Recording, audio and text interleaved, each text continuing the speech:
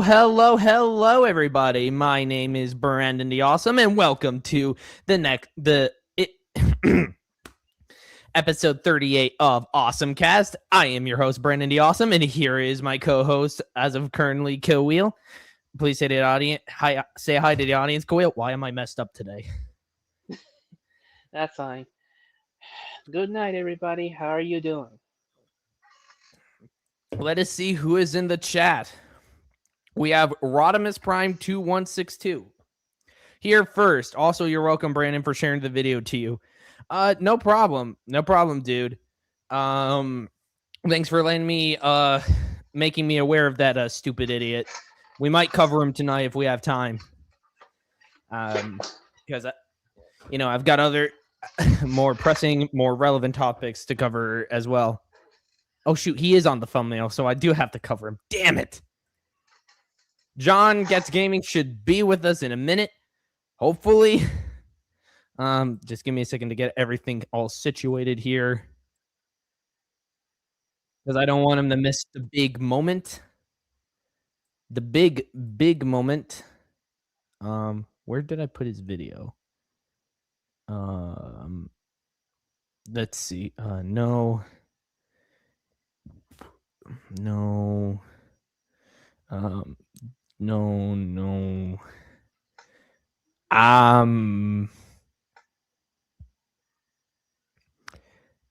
Did I just?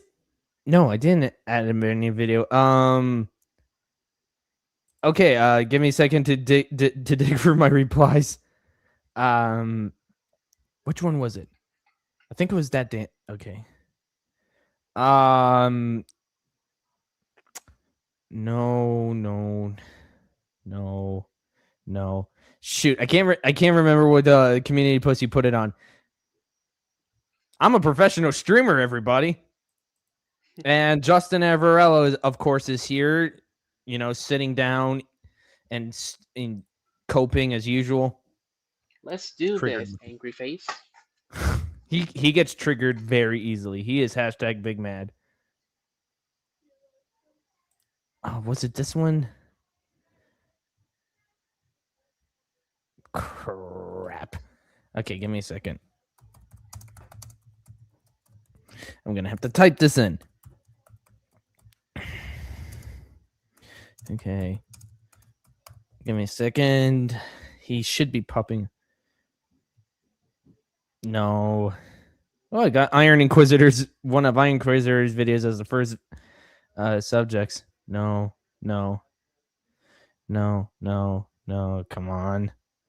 Come on, YouTube. Don't fail me now. No. Okay. Nope.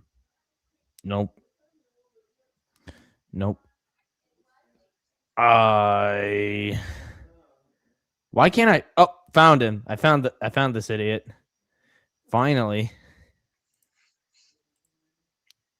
Ayo, AA, yes. Current moderator is in the chat. While we're waiting for John to get here, let us take care of this idiot first. Then I suppose. Wolfscar, welcome to the stream, dude. It's conspiring against you. It feels like that sometimes. What with the ads and all. The damn ads. All right.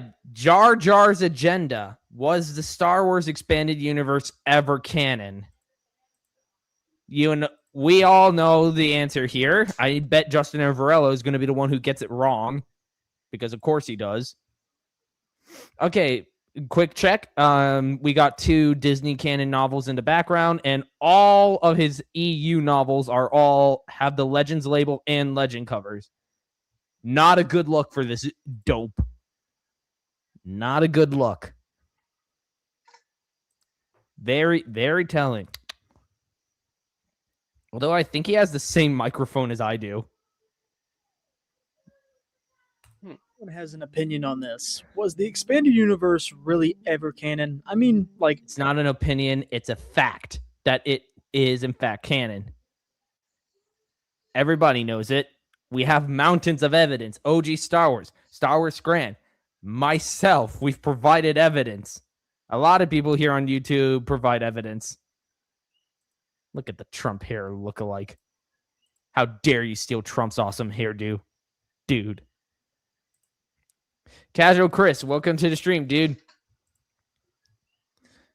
Come on, John. Better late than never, buddy. You're cutting it close. Ever, before Disney even bought it, before it was turned into Legends. Because we have one side Legends. Okay, standard as hell. Okay, this looks like a DeviantArt drawing. What the crap is this? Like, seriously, did they just hire 5th graders to work on this? Maybe they hire children's illustrators. It looks like it. Seriously, man. What a way to continue punching down in the expanded universe. You can't even give it good covers. Then again, Disney's covers aren't really good to look at either. What is that Dawn of the Jedi art? I have honestly no idea. This looks like they lifted something straight out of DeviantArt. It's weird because at the end of the video, he says it expands the galaxy, and if George dictates what's canon, then Disney isn't canon. Super weird video and conclude. Let me be the judge of that. of the fan base that says Disney erased canon, and the other side says George never considered it canon in the first place. So I had to get to the bottom of this, researching for countless hours. Not really that long, but I did research a lot on this video. I went directly to the primary source. Quoting Why? Dave Filoni as a primary source. Already an automatic L for this dude. Anything he says is basically null and void. What a great way to... It's basically the equivalent of prequel haters quoting Red Letter Media. Star Wars The Phantom Menace was the greatest disappointment since my son. This Cosmonaut literally lost any credibility within not even 10 seconds when that video started. Good times. Yeah. Sources, the people who worked right under George Lucas, the people... Dave Filoni stabbed George in the back, don't you know? There should be a video going over about Dave and what he says and how it's all just bad, like a complete deep dive. Oh, if you want that, Star Wars Scran has a complete playlist on his channel, the Continuity Wars, where he does exactly that. So I recommend you check it out. Double A, if you can supply everyone with the link, that would be greatly appreciated. who managed the expanded universe, and the people who were actually in the room when all these decisions were made. And by the end of this video, you'll understand Like, what is his obsession with just slapping all the Legends books on here? Like, it's always the label. You have to go out of your way to do something like that, or you got to be sucking off to Disney. That would be biased. No, that's being factual. It's not our fault Dave Filoni's a filthy, stinking liar. Right. I gotta switch between 2 different tabs now because I added some bonus stuff. why this debate has been confusing for over 20 years. Now you might think this is a simple answer, but I'm gonna be honest with you. The only reason I came up with this is because I was reading Reddit and someone didn't understand it. Congratulations. No, don't use Reddit. Ever for anything. Period. Reddit is the trash can of the internet. You don't ever want to go there. Trust me, I should know. And there were other people too, so it is a debate. But luckily for you, if you don't know the answer, Honestly, at this point, it's not really a debate. It's just us having to clean up the mess. Constantly having to slap down liars like yourself, dude. to this, I'm going to give you the cleanest and most honest, researched answer there ever was. Which chances are you're probably going to pull something out of your ass. If what Casual Chris says is anything to go by, chances are you say something to try and save face. Filoni says, people say it was official stated to be canon. Yes. Then Dave moves on because he can't debunk that. Watch the full video to get context to get that. That's just funny right there. Yes, folks, I in fact have added more clips to the channel. Yes, just like what unemployed Melvin is doing. Dude, speak for yourself. All you do is spam hashtags in my stinking community posts all day. That being said, let's dive right into this. To even answer this question, we What is this? What is this? And what is this? Like, seriously, why do these all suck? Do they purposefully go out of their way to hire the crappiest artist possible? To make the blandest covers possible? Or maybe they hire an incredible artist and just told him, make this look cheap or photoshopped. Disney's sure showcasing that they love Star Wars, don't they? Yep. we have to clear up the single biggest source of confusion, the word canon itself. Because inside of Star Wars, canon didn't always mean one simple thing. There were effectively two different meanings operating at the same time. First, there's what we call the George Lucas canon.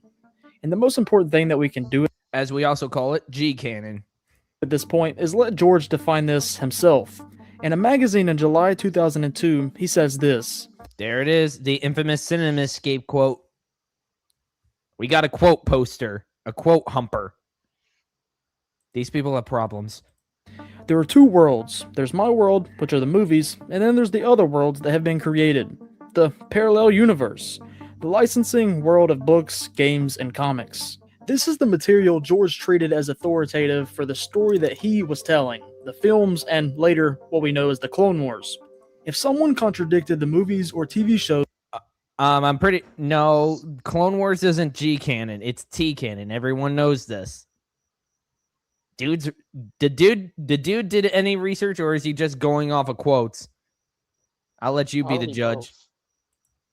both. the screen version always won. There was no debate about that. Okay, what about video games then? They put those on a screen. Ha! And he's got the Tarkin novel. That's 3 Disney novels I see sitting on your damn shelf. Boy. But then there's the second meaning, licensing and publishing continuity. This is where the expanded universe lived, the novels, the comics, and the video games. And while many fans assume George was deeply immersed in that material sometimes, he was actually very clear about his distance from it. Except we have evidence proving that he actually read the comics and he's actually played prototypes of the games. So this is a filthy stinking lie or contradiction on George's behalf. And of course, it's the damn Starlog quote. You guys have more authority than George Lucas. Why is that?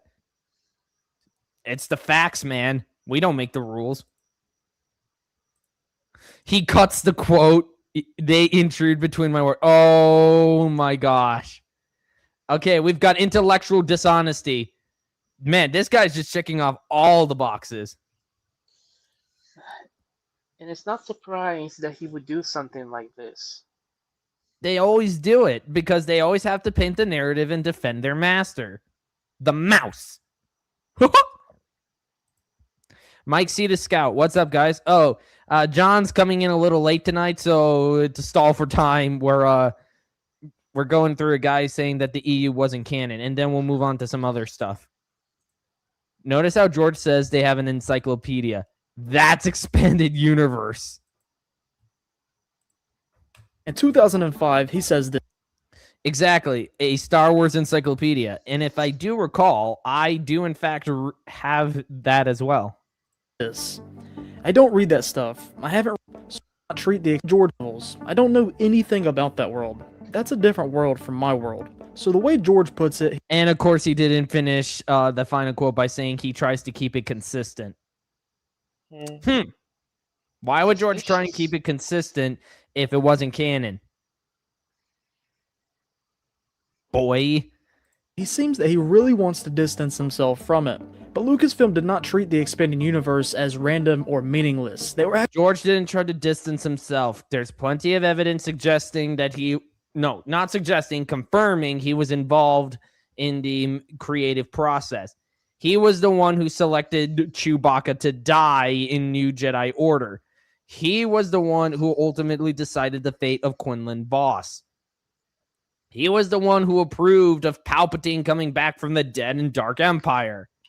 He was involved. Deeply involved. Actually, very Have much the final involved. authority. They were carefully As creator of the franchise. Of course he's going to half-ass getting it the EU. Justin, you are a fake fan to the fullest, mate. You're embarrassing. He also approved of Luke getting married to Mara Jade. Exactly. Even if he personally didn't agree with it, he let it go through because George is not a narcissistic prick. managed, tracked, and kept consistent with each other. In fact, George openly encouraged other creators to expand the galaxy.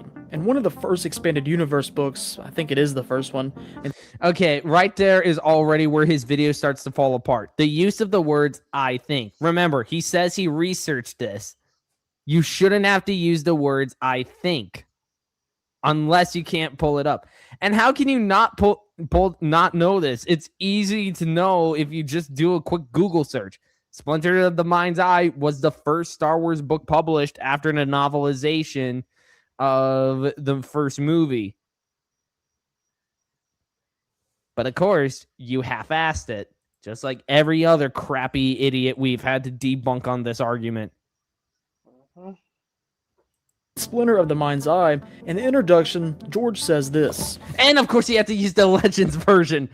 Ah! Always with the Legends version. I took control, went. First ad. Wow. After Star Wars was released, it became apparent that my story was only one of thousands that could be told about the characters who inhabit its galaxy. Here's the critical distinction. Between the expanded universe and the screen projects that George made, there was always a tier-level system. In other words, the expanded universe had rules, but George Lucas was not bound by them. Which perfectly makes sense because he's the creator of the franchise. His baby, his vision. He's the dad. He gets to decide what happens. Like, how does anybody have a hard time, understanding this? But that immediately raises a much bigger question. If George was not bound by the expanded universe, how was the expanded universe actually being run? Simple. George Lucas would come in and improve everything. He hired people to keep things consistent and all that. It's not hard.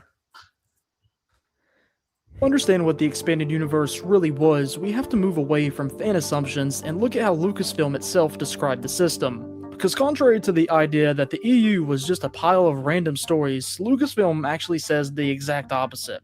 Howard Rothman, who served as the president of Lucas Licensing during the pre-Disney era, and I think he worked at Disney up until 2017. There we go. Our second, I think. Once again, his video is further cracking.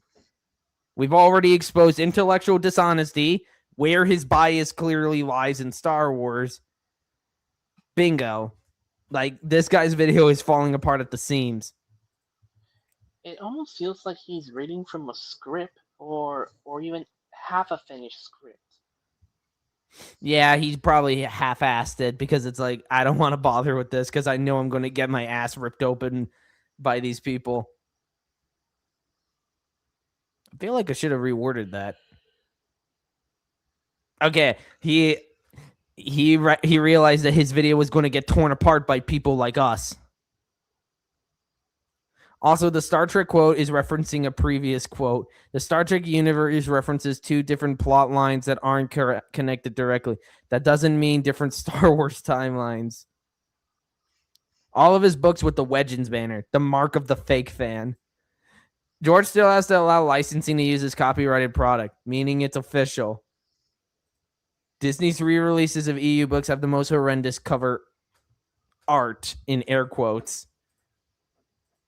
Anyways, he directly explained how tightly the expanded universe was supervised, and his... Oh, there we go, another Legends cover. Dude's embarrassing us. description Well, he's is embarrassing himself, but seriously, dude, how hard is it to find the original covers? Download them off freaking Wikipedia if you have to. incredibly revealing. In an interview discussing how Lucasfilm managed continuity, Rothman says this. No. We controlled it very tightly. Everything had to relate to each other, be consistent with each other, and of course be consistent with the movies, which were canon. That line alone destroys a massive misconception.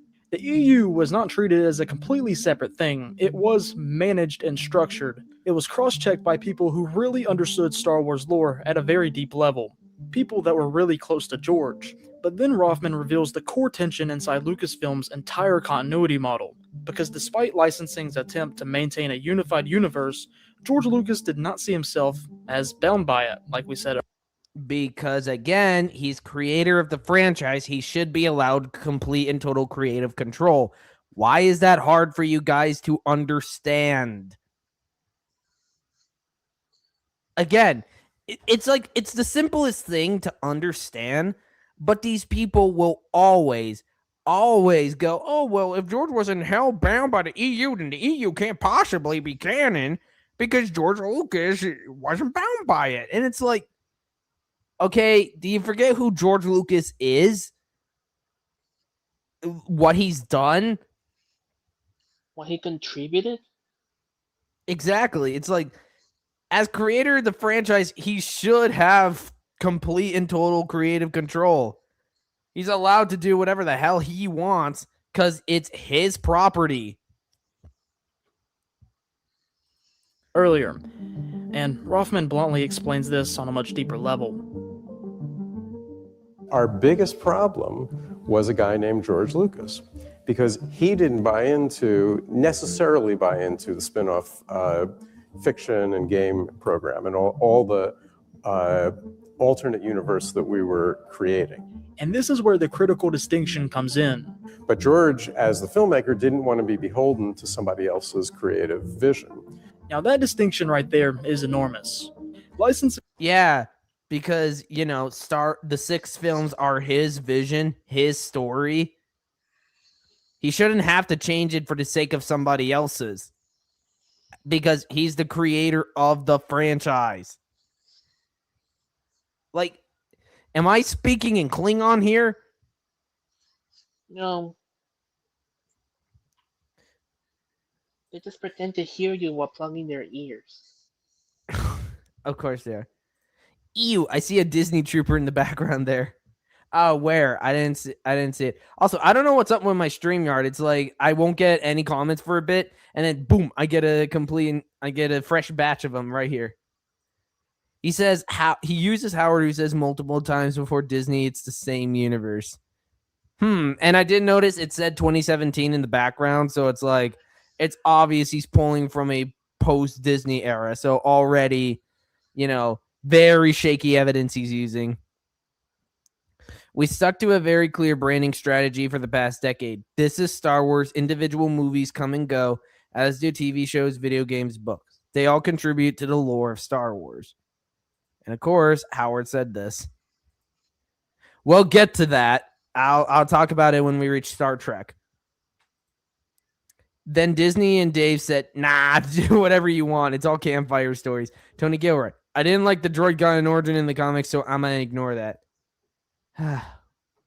Nothing good ever lasts, though, does it? No. Canon is usually used as another form of set in stone. Something can still be in continuity, but not set in stone. Why does he keep trying to prove that George isn't bound by it? It's not hard to understand. Again, it's like it's the simplest thing to grasp, and yet it's like everybody is going to argue that, George, didn't see the EU as canon because he didn't try to abide by it. The argument of George isn't bound by the EU isn't really much of one when he never really overrode anything, or at least nothing major. Exactly. Of course, you're going to get idiots who try to use Boba Fett's origin, but that can easily be debunked. It was in the image with Howard and Darth Vader. There's a Disney stormtrooper behind them. Oh, I missed that. Sorry, dude. wanted consistency across books, comics, and games, but George wanted total freedom for films and television. Because that is within his right. God, I wish we got Star Wars Underworld. All I have is the test footage. Or Star Wars 1313. Oh yeah, my brother especially wishes that came out because he loves Boba Fett. Conflicts appeared about this subject. Rothman explains how the debates typically ended. If he was proposing to do something in the prequels that contradicted that, we would have long debates that usually ended, at least in the first session, with, I don't care, this is what I'm doing. But what he says next is what you usually probably don't hear. And maybe in the fourth or fifth session would be, well, all right, we could change it this way. So we already established that George was not bounded by the expanded universe, but he didn't completely dismiss it either. He could Because George Lucas respects good storytelling. He respects the other's creative visions. He even said in the Shadows of the Empire introduction that the EU is the unexpected but welcome legacy of Star Wars. George Lucas did care, and it's one of the many things I admire about the man, for all of his faults. write it. He could ignore it, or he could adapt it when it suited the films or the shows. Which means the hierarchy was real, but the relationship was much more detailed than most people assume. And that flexibility becomes even clearer when we look at someone who worked directly with George inside the creative process. That being my man, Dave Filoni. And completely disregard. This guy is in fact a fake fan. Boom. Already video is shot to pieces. I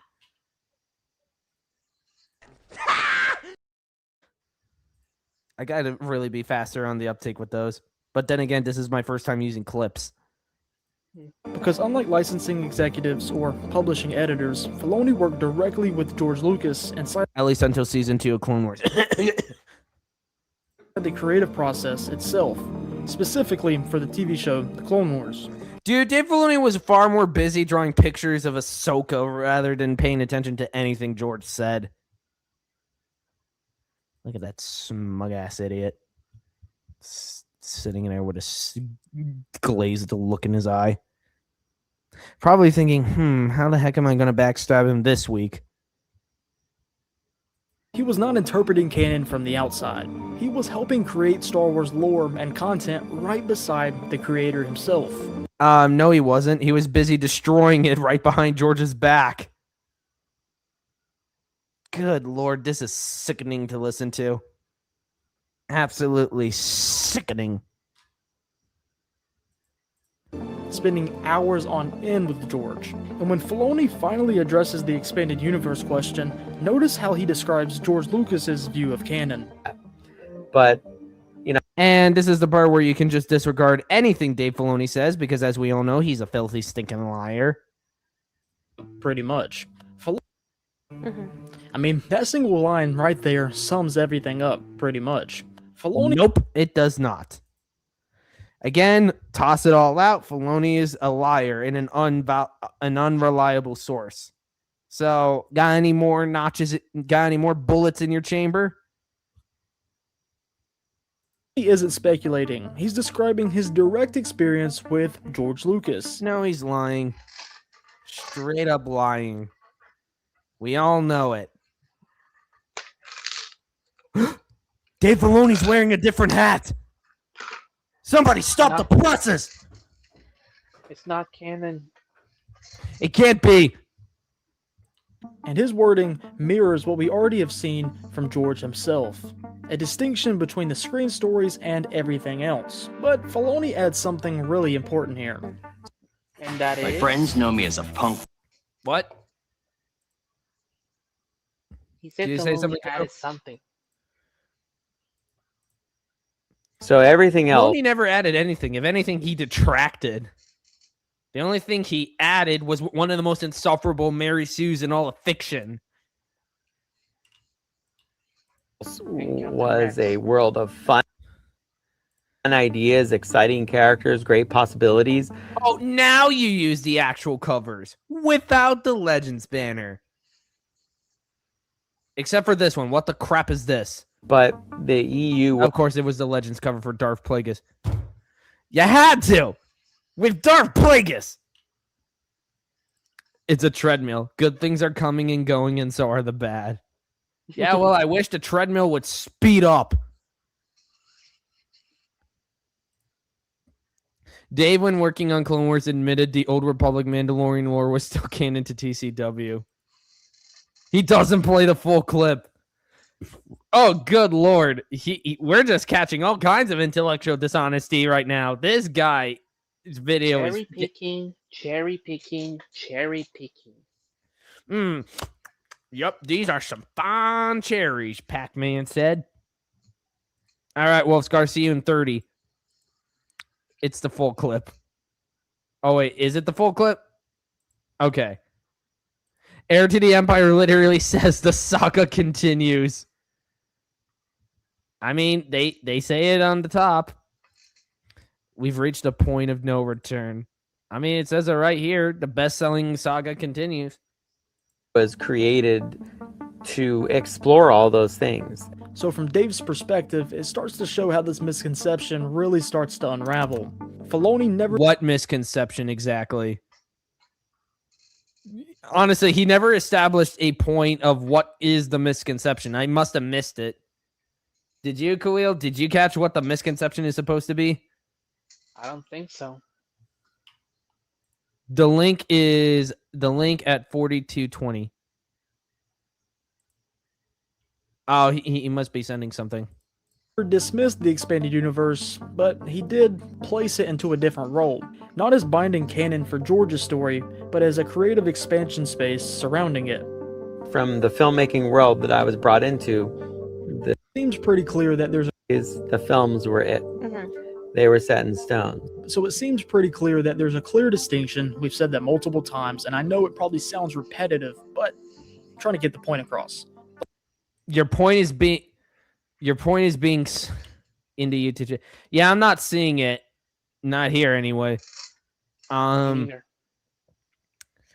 But by the way, if you're trying to hammer the point in home, you're using a you're missing the nail constantly, man, because the evidence you're trying to use, it ain't working. You're trying to hammer in a nail, but you're using a rubber hammer. But luckily, we're moving into something different. I'm going to show you some examples where the expanded universe came into play a lot more than you think, especially in the prequels. Okay, now he's going to get confusing. What's with the pride flag, Mike? Grandmaster Chris, I really do not know, and honestly, I'm better off not knowing what he's doing in the bedroom. Giving me the shit GVDVs. That ain't right. It ain't right. Because did you know that one of the most important locations in all of Star Wars history did not originate from George Lucas? I want you to guess where it came from. Coruscant, the political heart of the Star Wars. Yep, he's talking about Coruscant. Galaxy. The name actually first appeared in Timothy Zahn, and this is where things really started to become incredibly revealing. Because George was under absolutely no obligation to use that name. The expanded universe did not dictate the films like we established. There was no rule requiring him to adopt EU ideas. But when the prequels arrived, Coruscant became the on-screen capital of the Star Wars galaxy, which tells us something extremely important about how that hierarchy actually worked. The expanded universe... Okay, he sent it into Discord. I'm pulling it up. Oh, he sent it to me. Okay. And I immediately get hit with an ad. Whoa. Okay, 4220, 4220, 4220, 4220. Come on, you bastard. Got it.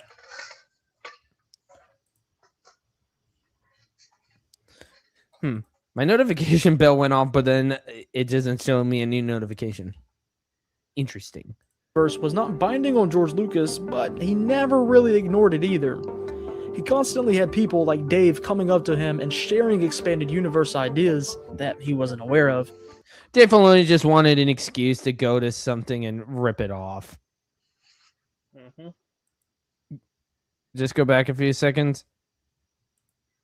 Someone's like, George valued the EU. Exactly. It certainly has more value than TCW ever will.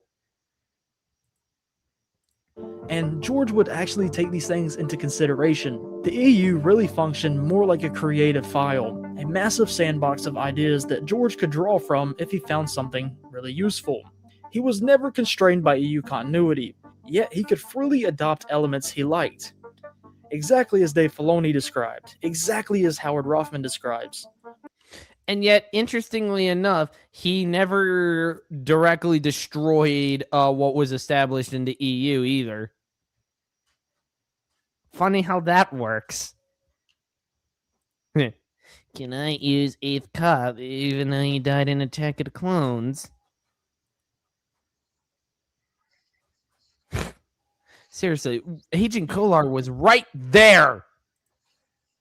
The system was neither everything is canon nor nothing matters. It was selective authority. Screen canon. Basically, it was canon unless said otherwise. And nowadays, it is canon. And you can't deny it. The evidence is right there for you to see. Canon remains supreme, but the expanded universe could still influence the shape of the Star Wars galaxy. This all raises a really important question. If the expanded universe could influence the films, if George Lucas was clearly aware of it, what was his actual opinion about the expanded universe over time, of course? Contradictory. Because, good Lord, I wish George Lucas had stayed consistent. The amount of headaches I have to go through on a day-to-day basis. Yesterday, it was a whole mess arguing with a couple of idiots on Twitter about the EU.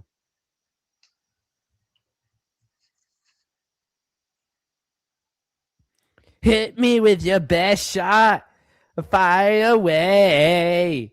As in, hit me with more info. I'm gaining knowledge on everything. Well, hey, that's why we're here, dude. To educate and to expose the lies. We're here to gatekeep and preserve everything. From real Star Wars to real Star Trek to real Marvel and real DC. We're here to defend it all.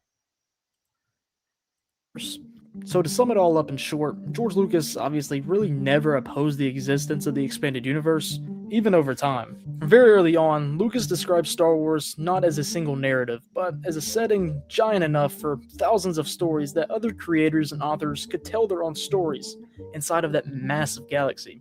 The expanded universe was never... Good Lord, what is with him constantly having to pull up these photos of the Legends collection? Oops, almost closed out the StreamYard tab. Because he wanted to show off how cool he is having all these books. All he's doing is showcasing how he doesn't get enough pussy every night. Framed as illegitimate. Because while George encouraged creative expansion, he also maintained very clear boundaries about what the Star Wars story really was and what it represented. Rise of Skywalker footage. Particularly when it came to the ending of the Star Wars. No, that's Return of Jedi. No, is that Return of Jedi? No, George hang on, real quick. encouraged creative expansion. He also maintained very clear boundaries about what the Star Wars story really was and what it represented. Yeah, I can tell the difference between good Star Wars and bad Star Wars, man. I'm not crazy. I haven't gone senile yet. I've got a few good decades on me. My mind ain't going yet. Particularly when it came to the ending of the Star Wars saga. To Lucas, the Star Wars saga always had a very specific thematic core. The tragedy and redemption of Anakin Skywalker. And it's goated as hell. The greatest story ever told in cinema. Once that story concluded, his version of the story, it was complete. That's why we call it George Lucas canon. One of the most iconic developments in the expanded universe continuity is Luke Skywalker's marriage to Mara Jade. But this, Yeah, I love to see it. I still have to buy Star Wars Union. Why is that not in my collection yet? as we know, is not derived from George Lucas's original sequel plan. And even more dramatic, Good Lord, it's not his original plan. He came up with it after the fact. The treatments came after Union had been around. This guy did no research whatsoever. No. Even for Dark Empire, he has to use the...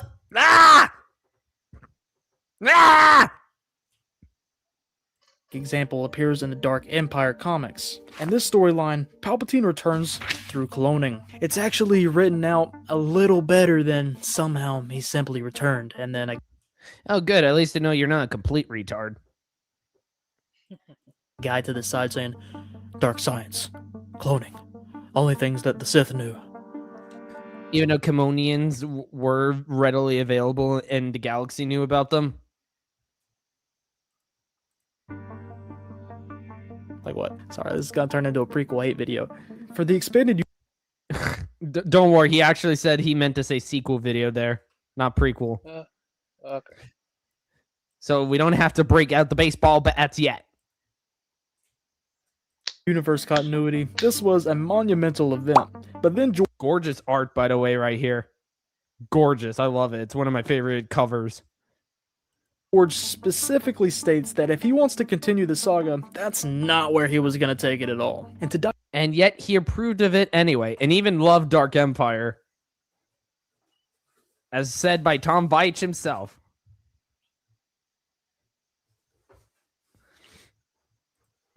A plan or a treatment is not the same as something that was actually published. If it was written or published, it was canon unless directly stated otherwise. Exactly. Look at the Disney Darth Vader book by his show. Yep, I saw it. I pointed it out. Just a reminder, George told the author not to do any stories of the Clone Wars until after the prequels came out to avoid contradictions. Now, why do you suppose he did that? No, that was the last. Oh shit! Sorry, man. They're all so equally terrible. It's hard to. Sometimes it's hard to tell them apart because they're all the equal levels of garbage. Fake order TIE fighter. Ha. These EU haters need to stop with all the hypotheticals. George's treatments never came to anything. Therefore, they shouldn't be taken seriously. My only main issue with George's sequels never getting made is that I have been denied a live-action Darth Talon, damn it!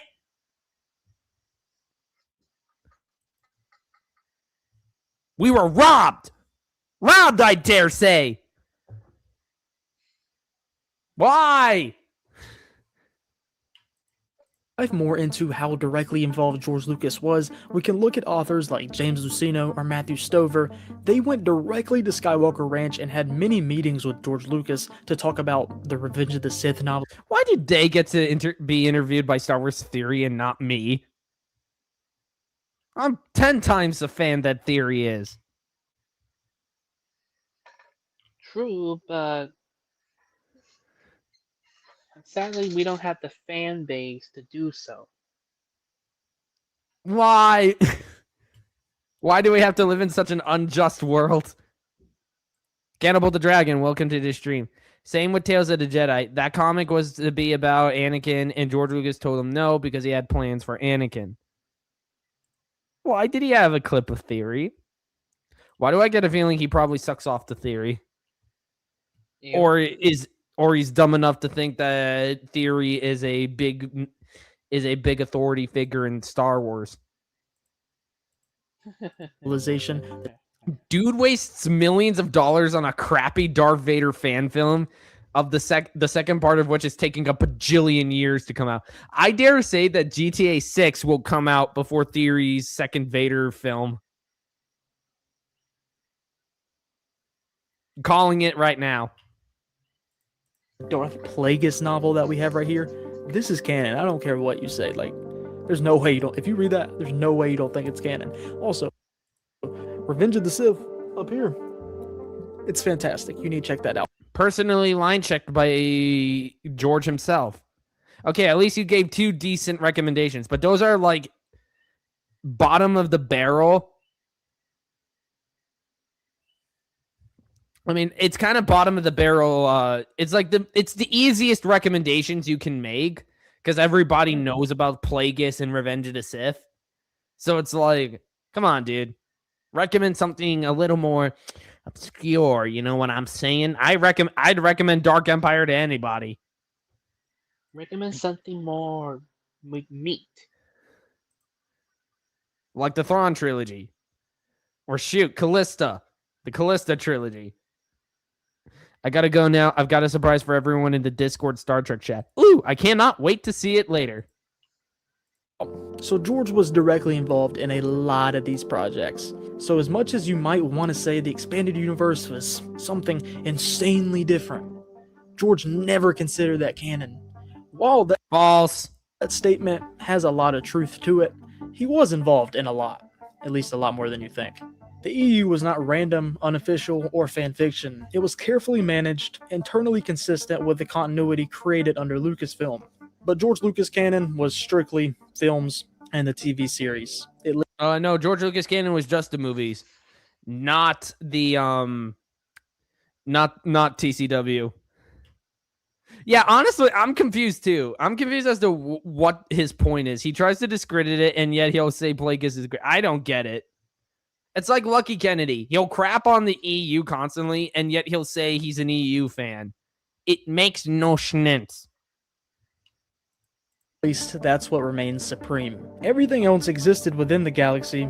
Hey, finally. John, welcome to the stream, my guy. Hello. Oh, I've been running behind all day. Everything gets delayed. All right. What are you guys checking out? A guy trying to say that questioning if the EU was ever canon. Oh, and he quoted nice. Dave Filoni as a source. I was trying to research videos today, and I found one, and I sorted by stuff that only came out this year. And then for some reason, YouTube gave me a 3-year-old one still. I was like, damn it, that was a gold mine too. Crap. Oh, wait. And then, I mean, Kawil sent us a couple of video as well, so we'll be checking that out in a bit. But now we've got some juicy stuff coming up. Without being allowed to define it. The expanded universe could inspire, expand, and influence, but George Lucas always retained the final word on what truly happened in the saga. Because he's creator of the franchise and has full creative control as a result. Great pause face. I always have the great pause faces. I have the magic finger. That's what she said. Technically speaking, you were going to say something, John? I just like his rainbow mic. It's a slightly different model from mine now because it's got a colored rim. Mine doesn't have the colored rim. And mine only flashes like one color at a time. It has like a color bleeding effect, which I really like. So your rimming and flash game is different. Gotcha. What? Wait, so the rim and the flash. Anyways.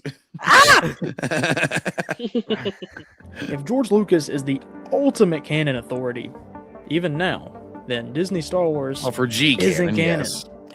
Okay, what's your point with this? I mean, I'm glad you basically give the ultimate explanation of, if George Lucas is the final say on canon, then Disney Star Wars can't be canon, which I love that.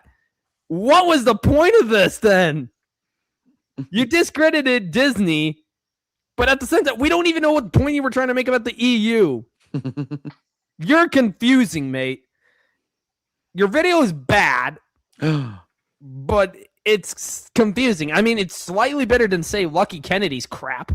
Hey, look at all those Legends banners in the background. I know. He's got like nothing but Legends banners. Oh, and he's got Tarkin slotted in there as well. The stupid Tarkin novel. Oh my gosh. If you like the video, make sure you like the video. And it's the typical shtick. That was awful. That was awful. But at least he wasn't completely sucking off to Disney. Completely. But he also did say that Dave Filoni was his man. So, Oh boy. Rodimus Prime 2162. What's my opinion on the Michael Bay Transformers movies? The first one is the greatest Transformers movie ever made. The second one had potential but was terrible due to the strikes, and the third one is goated. And then I don't acknowledge the last two, like at all. And everybody else is silent, so I'm gonna move on before this gets off. All right. Now, this is a little something I'm pretty sure we were all interested on reacting to. Because the Super Bowl trailer did so terribly, Oh, God. Star Wars decided to release an actual trailer for this stupid thing. And we're only, let's see, what is this coming out? Oh, this is coming out May 22nd. And I'm May the one who 22nd. sent you the video. All right. Oh, you sent the video, or oh, I reset it, or No. I sent it to you when the trailer was released. oh, right. Okay, I'm sorry. My brain had a malfunction there for a minute. Here we go then.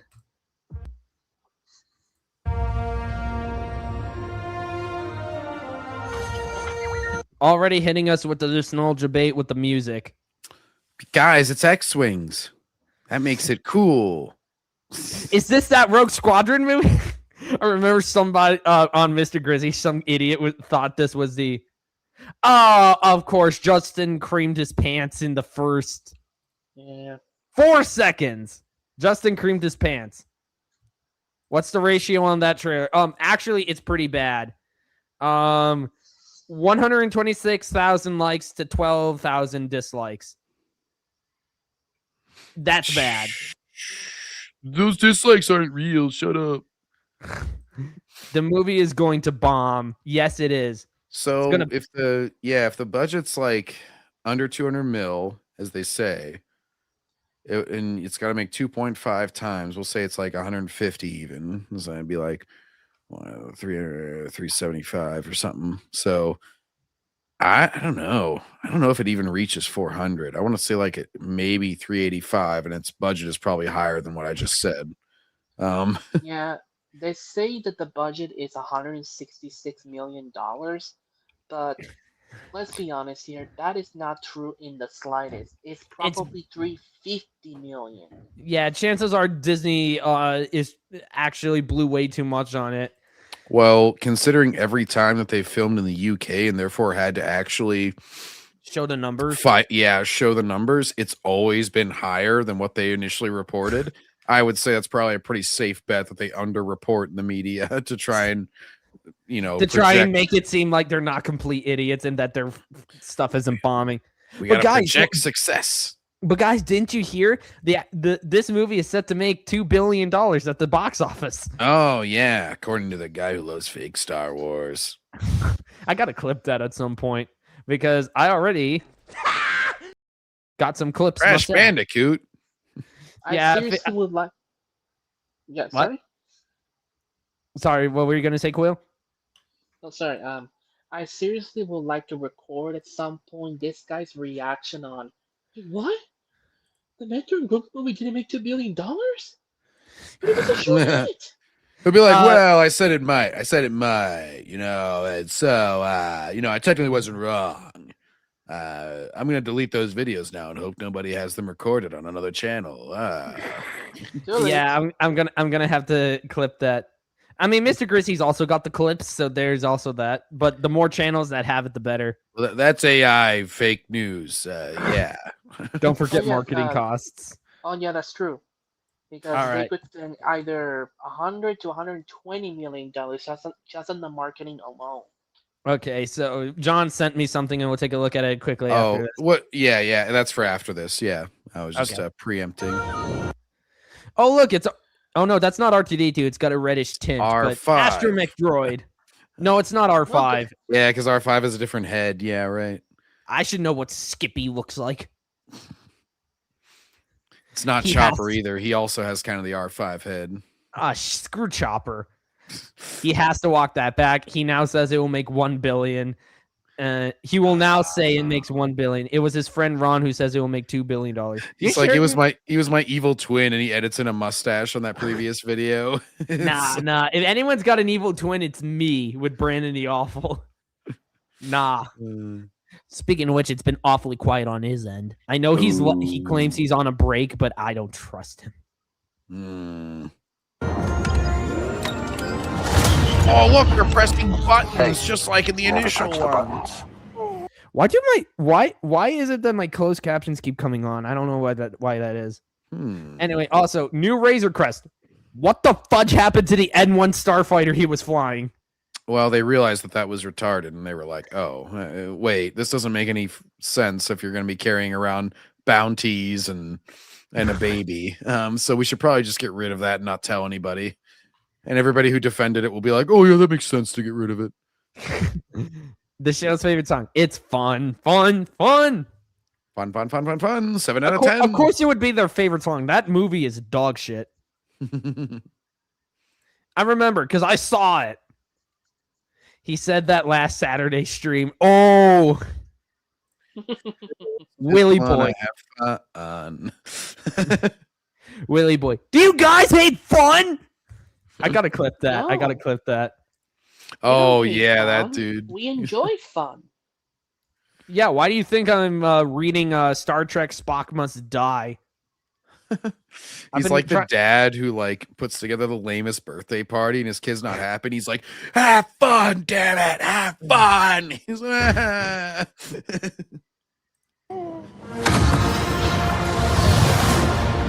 Oh, it's you know what? Now we have yellow piss sabers. Now we got a piss Razor Crest or the piss crest. So much piss. You got peed on. Yeah, next thing you know, this movie is just gonna look like it's slathered in piss because it's gonna have a yellowish tint in every scene. It's gonna be like one of those movies where they like dial back the color grading.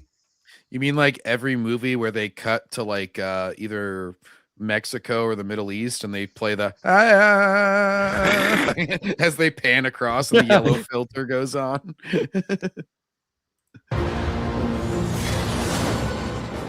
I can use some information. Oh no, they're bringing Coruscant into this. It's Coruscant. It's croissant. Ooh, croissant. Tasty. Whoa! For this price, I'll tell you whatever you want. I'm looking for a hot. Good lord! Like seriously, they're not even trying to hide how this looks. Just like let's take something from Earth and slap it into Star Wars and barely change it. Is that Martin Scorsese? Ah. TDX speaks 268. You mean like how the average recession era movie and game had the yellow orange tint? Yeah, something like that. I didn't know it was recession like era. 2008-ish. Yeah, he means like the 2008 recession. Yeah, where no, that was true with games. Games had more of like a brown tint during that time, but like that was the joke. Like post Gears of War 1, it was like everything just turned brown in gaming for a while for like during the 7th gen, like PS3 and 360 kind of gen. Because everything was trying to have a gritty, realistic reboot, including like Tomb Raider and all that shit. Okay. Also, is that actually Martin Scorsese? It is. I don't think. And the reason I made that joke is really? because, because like every shill would say that, and it was clear that they had all gotten kind of their marching orders because it's like he doesn't have a super distinctive voice; it's just kind of nasally, and they were all instantly like, "Oh, is that Martin Scorsese? That's a Martin Scorsese." I'm pretty sure that guy's not a cheap hire. Well, no, and it's kind of funny because he always says like, "Oh, Marvel, they've ruined cinema with their MCU and everything," to the point where it's like kind of become a joke, and yet he's okay with being in a Disney Star Wars slop. Guy's got to make that bank somehow. I guess. I mean, he's like freaking 80 years old. I don't know why he's concerned about making money. Oh God, it's these two idiots from Book of Boba Fett. Booby fat. No. Booby fat. I had too many beers, couldn't fit in my armor. I feel so bad for Tamora Morrison. Like that guy at the very least tried. Oh, he exposed them. He was like, I don't feel like Boba Fett would say so much, but then they told me to shut up. It's basically like his interview the one time. At least he didn't insult the audience. Gangsters, war criminals. Long live the Empire. Oh no. Evil Gangsters. white man. War criminals. Oh no, it's Kiadi Mundi's troopers from episode 3. The Galactic Marine. No, why'd you have to put them in this? Long live the Empire. It could also just be because of the lighting. It looked like a Galactic Marine instead of a snow trooper. Just because he didn't quite pronounce that word clearly, I feel like you could play that during any baseball game. Be like, "Long live the umpire." But why would anybody want to play? Because you're gonna have just if you get a favorable call or something. I know, but you're gonna have people throwing junk at their TVs and at this big jumbo screen because it's like, that's from Disney Star Wars, you assholes. And your deck of cards. Oh, they just copied the 2004 PlayStation 2 game Mercenaries, where you have to go through the deck of cards and kill all the bad guys. Clearly. Oh, look at that terrible action sequence. It's like the fire didn't even do anything. Everybody's like, all these shills are like, oh, the fire is so badass. I'm like, it didn't do anything. He had to shoot them anyway. This is going to suck. I agree, Ja FF03. This trailer was just a bunch of member berries and rebels cameos. When is anything in Disney Star Wars anything more than member berries or cameos? A Dave Filoni property was references to his other stuff and just super lame generic action trying to like give something aura when it doesn't have it. Wow, color me shocked. And it's like you can tell Pedro Pascal was just a horrible cast for this because he clearly can't move. Brandon, Pedro puts in a wonderful performance. He says every line like this. Hey kid, I really am very emotional right now. Okay, now I'm deadly and badass. Can you tell the difference? That's Pedro Pascal's entire Mandalorian performance through 3 seasons and 2 episodes of Boba Fett. This is why Boba Fett is a lot better. Mercenaries was great. I remember the code to play Han Solo. Oh, shit, he's in that game? I didn't even know about that one, to be honest with you. I always played yeah, you could pick like the chick. It was in North Korea, and there was a deck of 52 cards where the more high value targets were like the aces and kings and queens. And then like the more low value ones you could go get. And it was kind of like open world. So, you know, you could tackle them in any order you wanted. And then you could play as like this dude with a mohawk who was like Swedish. You could play as this, like, I think she was like a Chinese chick. Or you could play as this Black American dude, I think he was. And they each had like different like special skills, and you basically go throughout North Korea unlocking better airstrikes and blowing crap up, and it was a really fun game. Well, if Han Solo's in it, I gotta try it out. Yeah, I didn't even know about that cheat code. I gotta check that out. Boba Fett and Jango Fett are greater than Dijin. I would say Jodo Cast is better than Dijin, and he's not even an actual Mandalorian. He's a Boba Fett imposter. It's Jin. The D is silent. Yeah, it's a cheat code. Nice. I mean, you could also play with like Jango Fett and Darth Maul in the Tony Hawk games. So I want to get those specifically just to play with them too. Like, what is the purpose of the fire? You had to shoot him in the ground. Great. First they make it that lightsabers can't kill you with a stab. Now they make it that flamethrowers just don't fire properly. It became anime fire where it never kills anybody. Swear to God, I can imagine someone justifying that shot saying, oh, the fire was used to shield him. Yeah, that's not how fire works. I'm pretty sure you can shoot through fire. Well, you see, in the Star Wars universe, fire is like a solid object. I'm Dave Filoni. Well, he does. Well, they do think that fire can apparently exist in space. So, yeah, fire is like it doesn't need air in the Star Wars galaxy. That's a rule. George told me that behind the scenes when nobody else was listening. You can totally trust me, guys. Also, I love how the argument is always, "Oh, it's for 12-year-old kids. Why?" Yeah, that's why they got 75-year-old Sigourney Weaver and to really get those kids in the theater, you know. And it's like, it's like George Lucas respected that kids were smarter than adults give him credit for, and Disney just consistently panders, dumbs it all down. Yep. And it's gotten to the point that even the kids don't give a crap. It's all these Disney adult children, these children. Well, that's the whole joke, is that it's always like an about face or like a double face. It's like, because it's like, oh, it's for kids, so you can't judge it. And then it's like, oh, but this is great for old fans. I'm like, oh, but I thought you said it was for kids. So why are they trying to like do these old nostalgic cameos? It's like, oh, well, it's whatever I need it to be for that moment whenever I'm arguing with you. Like, it's not even a war at this point with us and the shills. It's a slaughter on their end, because we just keep marching in and just clearing the place out. I seriously was style. Yeah, that's very true, because I was trying to find like videos and sorting like on YouTube and shit by like, release date and everything to try and find something more recent. And legit, all the prequel hate, all the Legends hate, it's like all from like 2+ years ago. Well, it's slowly disappeared because prequel resurgence and stuff like Anomaly Inc.'s Revenge of the Prequels series. It's gotten to the point that if you say you hate the prequels now, you get torn apart. No, and like legit, the only argument I saw was like, oh, well, all the people who hate the prequels, they're just doing what they hated, and they're not hating the sequels. It's like, yeah, well, the problem with that is it's been 10 years and nobody's coming out and like defending stuff.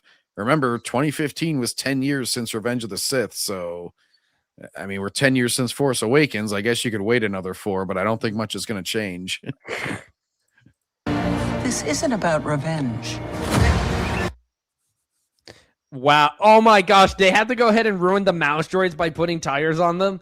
Why? Yoda's lifting a mouse droid with monster truck tires on it. Oh!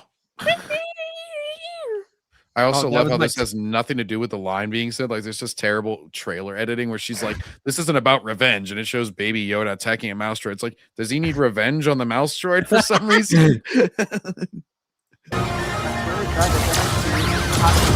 Out of that. Yeah, they're definitely going to make it like a remote RC car out of that. And he's already done like in one of this. Yeah, I think it was in season 3. Gosh, I memory hold all this, but I think it was in season 3 where like there's literally fire surrounding Yoda, Baby Yoda here, and he's deflecting it all around him. So it's like, is this supposed to be a progression? I don't really think so. He's just kind of like always stuck in his eternal, I'm a baby, but also I can be their plot hole or your plot ex machina and just solve everything. Honest Trailer said it best that he has a diaper fetish. Yeah. Oh, because he's like mature, but also still acts like a baby. Yes. Yeah, it's really creepy because they gave him the freaking robot and he could finally at least talk a little bit. And now they seem to have taken that away. Even it's like, talk, you stupid gremlin. Ugh, I didn't even realize it was a mouse droid. It's a monster truck droid. Thank you. I'll be here all week. Shit, that reminds me of another Crash Bandicoot clip I could have used, but no, I didn't have time to clip it. Oh man, they love me. Oh, thank you.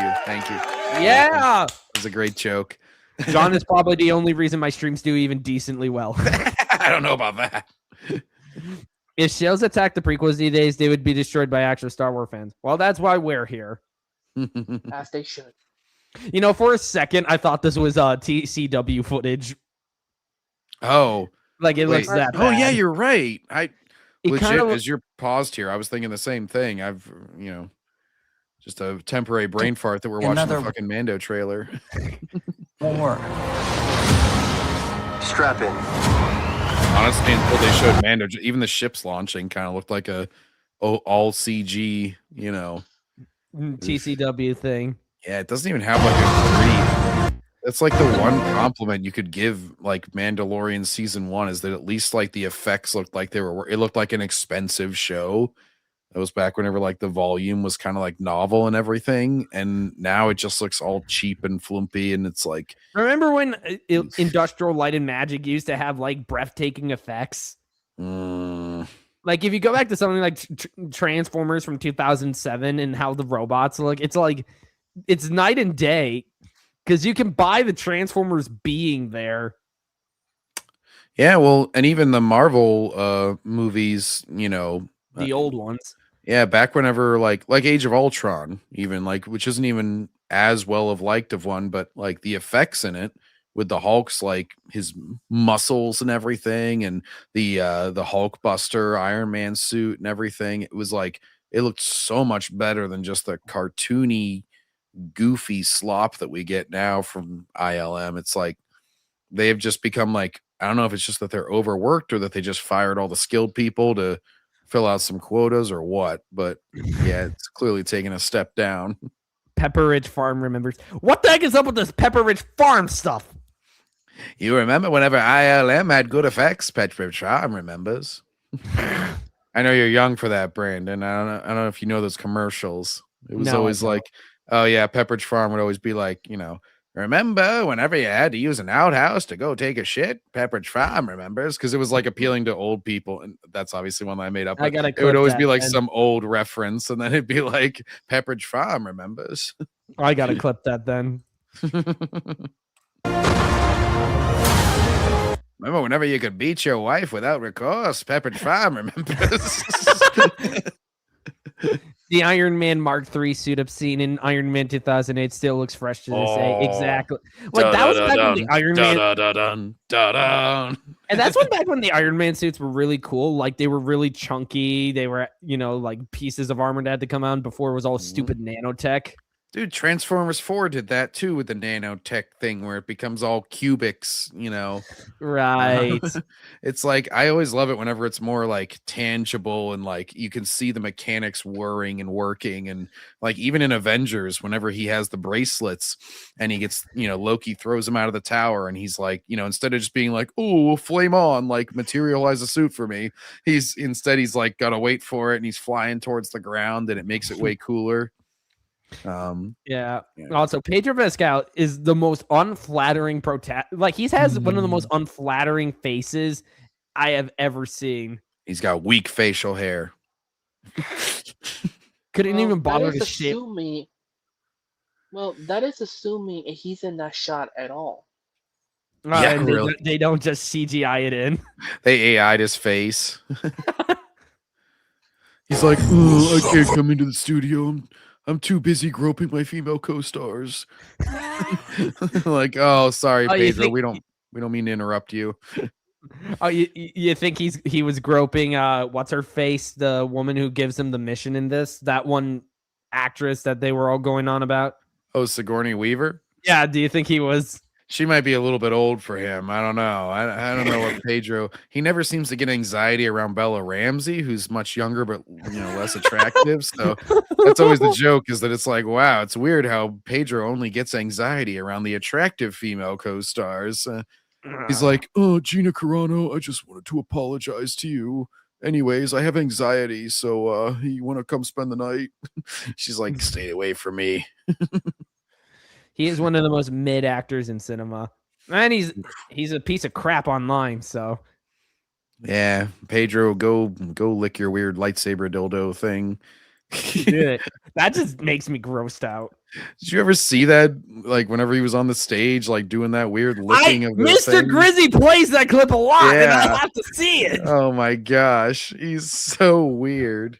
Because I watch Mr. Grizzy a lot. Like he's probably the one JKA member I watch the most consistently because he has the most consistent upload schedule. And in my opinion, he's probably the most entertaining. But it's like I have to see that clip constantly whenever Pedro Pascal gets brought up. My eyes, man, my eyes. My eyes. You're like the SpongeBob meme. Bald. My eyes. Oh, that is a great movie. Also, I love how in like season 1 of this Endo. show, it was such a big deal to have him take off his helmet that they like saved it for the last episode. They like at least tried to go for Mystique. I don't think it hit, but at least they tried. Now they're just like, show it in the trailer, whatever. Also, TCW reference number 2, Embo. Once again, voiced by Dave Filoni. Voiced Wait. by who?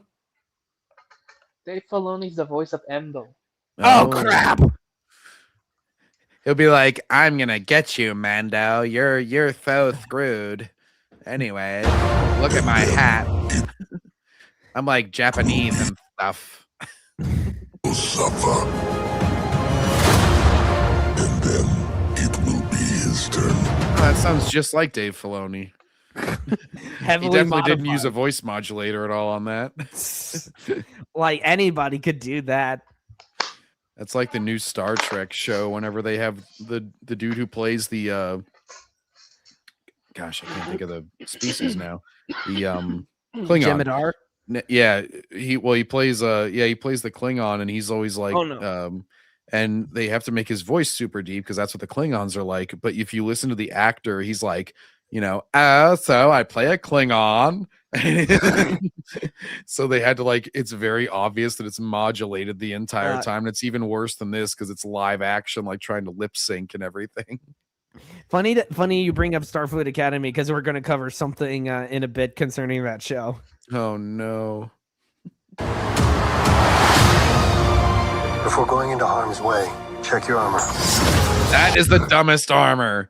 It's literally just strap a small plate to his chest. Like, I get that Mando gets lucky with his Beskar, that he gets hit 5 million times, and it's all in the specific plates where he has and it's armor. never in the the areas in between the armor. I forget. EFAB did an odds calculation. They're like, okay, so it covers 60% of his body, and he gets hit this many times. What are the odds? And it was like a quintillion into 1 or something. That he wouldn't have gotten hit in an actual vital spot by now. If you had a stormtrooper from the EU and he aims and he takes right. Oh no, not again. And he gets beaten in the Boba Fett show. He's getting beat the hell up by a Rancor or something, or maybe it was one of those spider droid things with a shield. But they're pounding him into a building. No, it's the Dark Trooper that I'm thinking of. The robot Dark Trooper. It's doing the Rock'em Sock'em robot into the steel wall of the cargo ship, and he's like, bah, bah, bah, bah, bah, bah. And it's well, even if you're NFL players wear helmets, but they still suffer concussions and brain damage. Yeah, you don't just get to have your head bob around like this inside of the helmet and it's okay. The helmet is hard. It's going to be hitting a hard surface back and forth. This makes no sense that he's okay. It's like vibranium. Embo looks more Vietnamese, but yeah. That armor isn't protecting anything.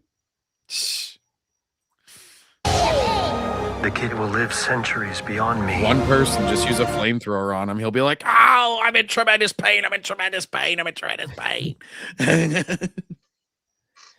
I know Justin is in the chat lurking. Here's the 6 years of Knights of Melvin. 6 years of Avenging Star Wars. I know Justin or Misery can't stand them. Too bad. Disney Star Wars is fake Star Wars. Cheers to Darth Melvin. Mm-hmm. Great dude. I won't always be around to protect him. Are you scared? Whoa, it's a muscular hut. Whoa. He looks so weird. And remember, guys, he's the son of Jabba the Hutt. Jabba the Rhoda, Hutt had no, right? Yeah, Rhoda. Jabba had no son. Because where the fudge was he when Jabba died? He was on probably at his mom's vacation. house. Yeah, his mom had him that weekend. He looks so weird. His Oh, proportions are so perfect darn- pause. Look at that face. It's like a freaking Nintendo GameCube graphics there. Are you scared? You should be. Wow, what incredible dialogue. What's going to be the next thing? It's over. Oh, it has only begun. Can you come up with anything more generic than that? Do we run? Oh, It's screw a it. big white snake and his stupid armor again. It's a dinner plate strapped to his chest. Like, why does Grogu not have at least a cloak that fits? Like, what's this weird thing with having him be in like a pseudo Jedi cloak looking thing? Baby fetish Ugh. and markability. It's so they can have him run without showing the little feet going. They have to make it baggy enough that they can just have him clearly wheel across the floor. Or do we fight? Oh, look, it's that one. It's the guy from The Thing. Oi, I'm It's Zeb.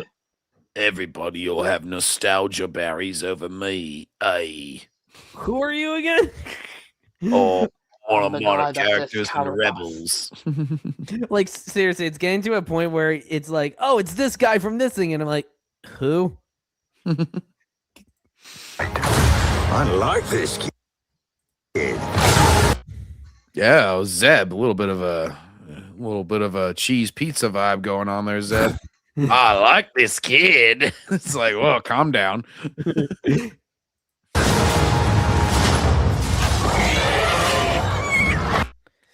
Random. Look, more baby babies.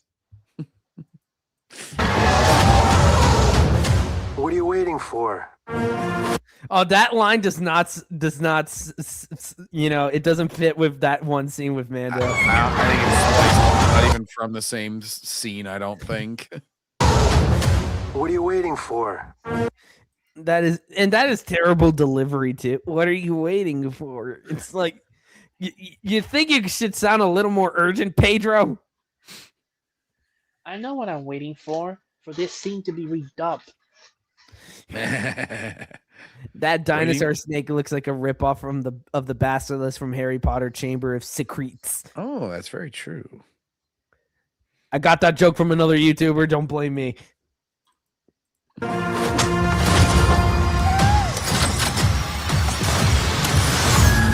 In what universe does a baby carriage go at 1,000,000 miles an hour like that?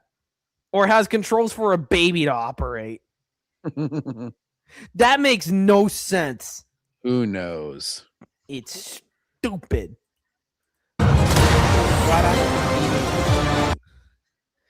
Presenting Fast and the Furious, the crappy version.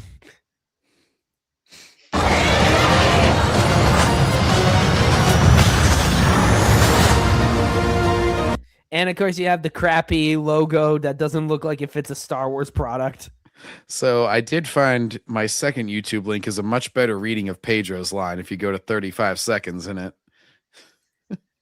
All right. I don't know why that line just made me think of this scene from the first scary movie. All right, give me a second. 35 seconds, right? Mm-hmm. And right there, just Oh. Let's wrap up the trailer first. Oh yeah. Oh yeah, I forgot Let's about save the rest for after dinner. Oh, he's eating a blue cookie just like in season 1, 2, or 3, I forget. But he's eating a blue cookie at some point in a classroom. Yeah. Oh, that's right, because it's after the actor who died, Carl Weathers. Yeah. It's after Carl Weathers got his whole town established, and Baby Yoda goes to sit in the classroom whenever Mando's doing his he thing. deserved to be in a better project than the Mandalorian before dying. I will get. Hey, Carl Weathers defended Gina before it was cool, though. Before she ended up settling with Disney. Yeah, she was looking pretty good before a fight, though. I have to say, whenever they took the promo pic, they had her and Ronda Rousey stand toe to toe, and well, she was taller than Ronda Rousey, is clearly what I was noticing, and not anything else that was a little bit bigger. So Grogu not only tries to kill off a whole species, Grogu steals a baby carriage. Wow. Well, Grogu already was eating those frog things. I think it was in season 1. Yeah, eating the young of others. Marketability stroller. Why did he spin off Disney Star Wars movies look like bootleg MCU movies? Solo looked like a poor man's Guardians of the Galaxy, and now this logo looks like something from the MCU.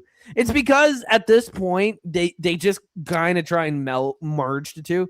Well, I I mean, think they're seen both that- ILM, so that would make sense. They have the same kind of cheap effects for Yeah, modern now you got ILM. people spreading rumors about a Marvel Star Wars crossover. Oh, jeez. Why? Well, it's a long time ago, so it'd have to be like the Celestials or some old Marvel character. The Eternals, Yeah, there you go. Galactus. Yeah, the Eternals. They'll get that box office marketability of the Eternals to milk off of. For us. What are you waiting for, huh? And she goes on for some time. But That's funny. much more emotion than Pedro put in. Please, no crossovers. What are you Oh, at waiting this for? point, Disney is so desperate to get both franchises to sell. They'll sell whatever's left of their dignity, assuming they have any left. My dignity. Your what? At this point, whenever you mention dignity, it's like Darth Vader at the end of A New Hope. He's like, what? All right, another quick video. Kawil recommended this one. Star Wars: The Hunt for Ben Solo rejection was insane. Frustrating, says Soderbergh. Okay, this one has to do with him saying, "Oh, I spent 2 years coming up with this crappy movie. How dare they turn me down?"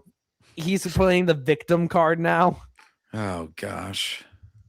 Like, talk about a waste of your life. I'm sure John Campia will be all on Soderbergh's side. He'll be, well, Steven Soderbergh is a genius, and I will never reject a project by him. I will literally suck his cock right now if he were in front of me. Oh. Well, You know- John, you'd be surprised. Oh, is he going to reject it? Say he's a crybaby. That's true, because he See for could yourself. defend the Disney corporate thing. It caught some people, nearly everybody, by surprise. It caught nobody by surprise, except you idiots. That Disney Star Wars was canceling something? That's pretty standard affair. I mean, shoot, we still have no word on that Rogue Squadron movie. And that one got the farthest out of all the canceled projects. That got a teaser trailer. When not long ago, we heard whispers of a Ben Solo movie. Adam Driver actually came out. We didn't hear whispers. They flat out had to come out and say that they were making one. It wasn't whispers. Because I never actually heard of this Ben Solo thing until literally months ago. Same here. I literally did not hear it until this whole crap went down. Mm-hmm. And said we were working on a Hunt for Ben Solo movie for 2 years. Gosh. Dude, seriously, just wearing like a one-piece jumpsuit here. Like, seriously, no armor, no nothing. You're gonna have him running around in his PJs with a light. Oh, this is after I rejected Kylo Ren and I became Ben Solo again. Okay, why are you not wearing anything outside of your pajamas? I had to strip away the confines of my evil self or something. Shut up. You know, Darth Vader still stayed in his suit even after he turned good. But Disney look what happened to turned it him. down. You know? Well, then we found out that Steven Soderbergh was the guy behind it, and he was actually going to direct it. Well, now Soderbergh is coming out expressing a lot of frustration that this movie didn't happen. Because he wasted 2 years of his life thinking up the stupid premise. And not once in those 2 years did you ever stop and go, this is shit, and stop it. Every time he tried to make anything good, Kathleen Kennedy would be like, we don't do that here. I gotta clip that too. Every action Disney has made post 2013 is basically an MCU movie with another name. Disney Star Wars, Uncredibles 2, Wreck-It Ralph 2, and Tron Ares. This movie plan will be scrapped and forgotten like Rian Johnson's Old Republic trilogy Disney wanted to do. Oh, that's what his trilogy was going to be set in? Yeah, The I didn't Old even know that. Republic? I didn't even know that. I always heard them just vaguely refer to it as Rian Johnson's trilogy. Oh, he would have done so much damage.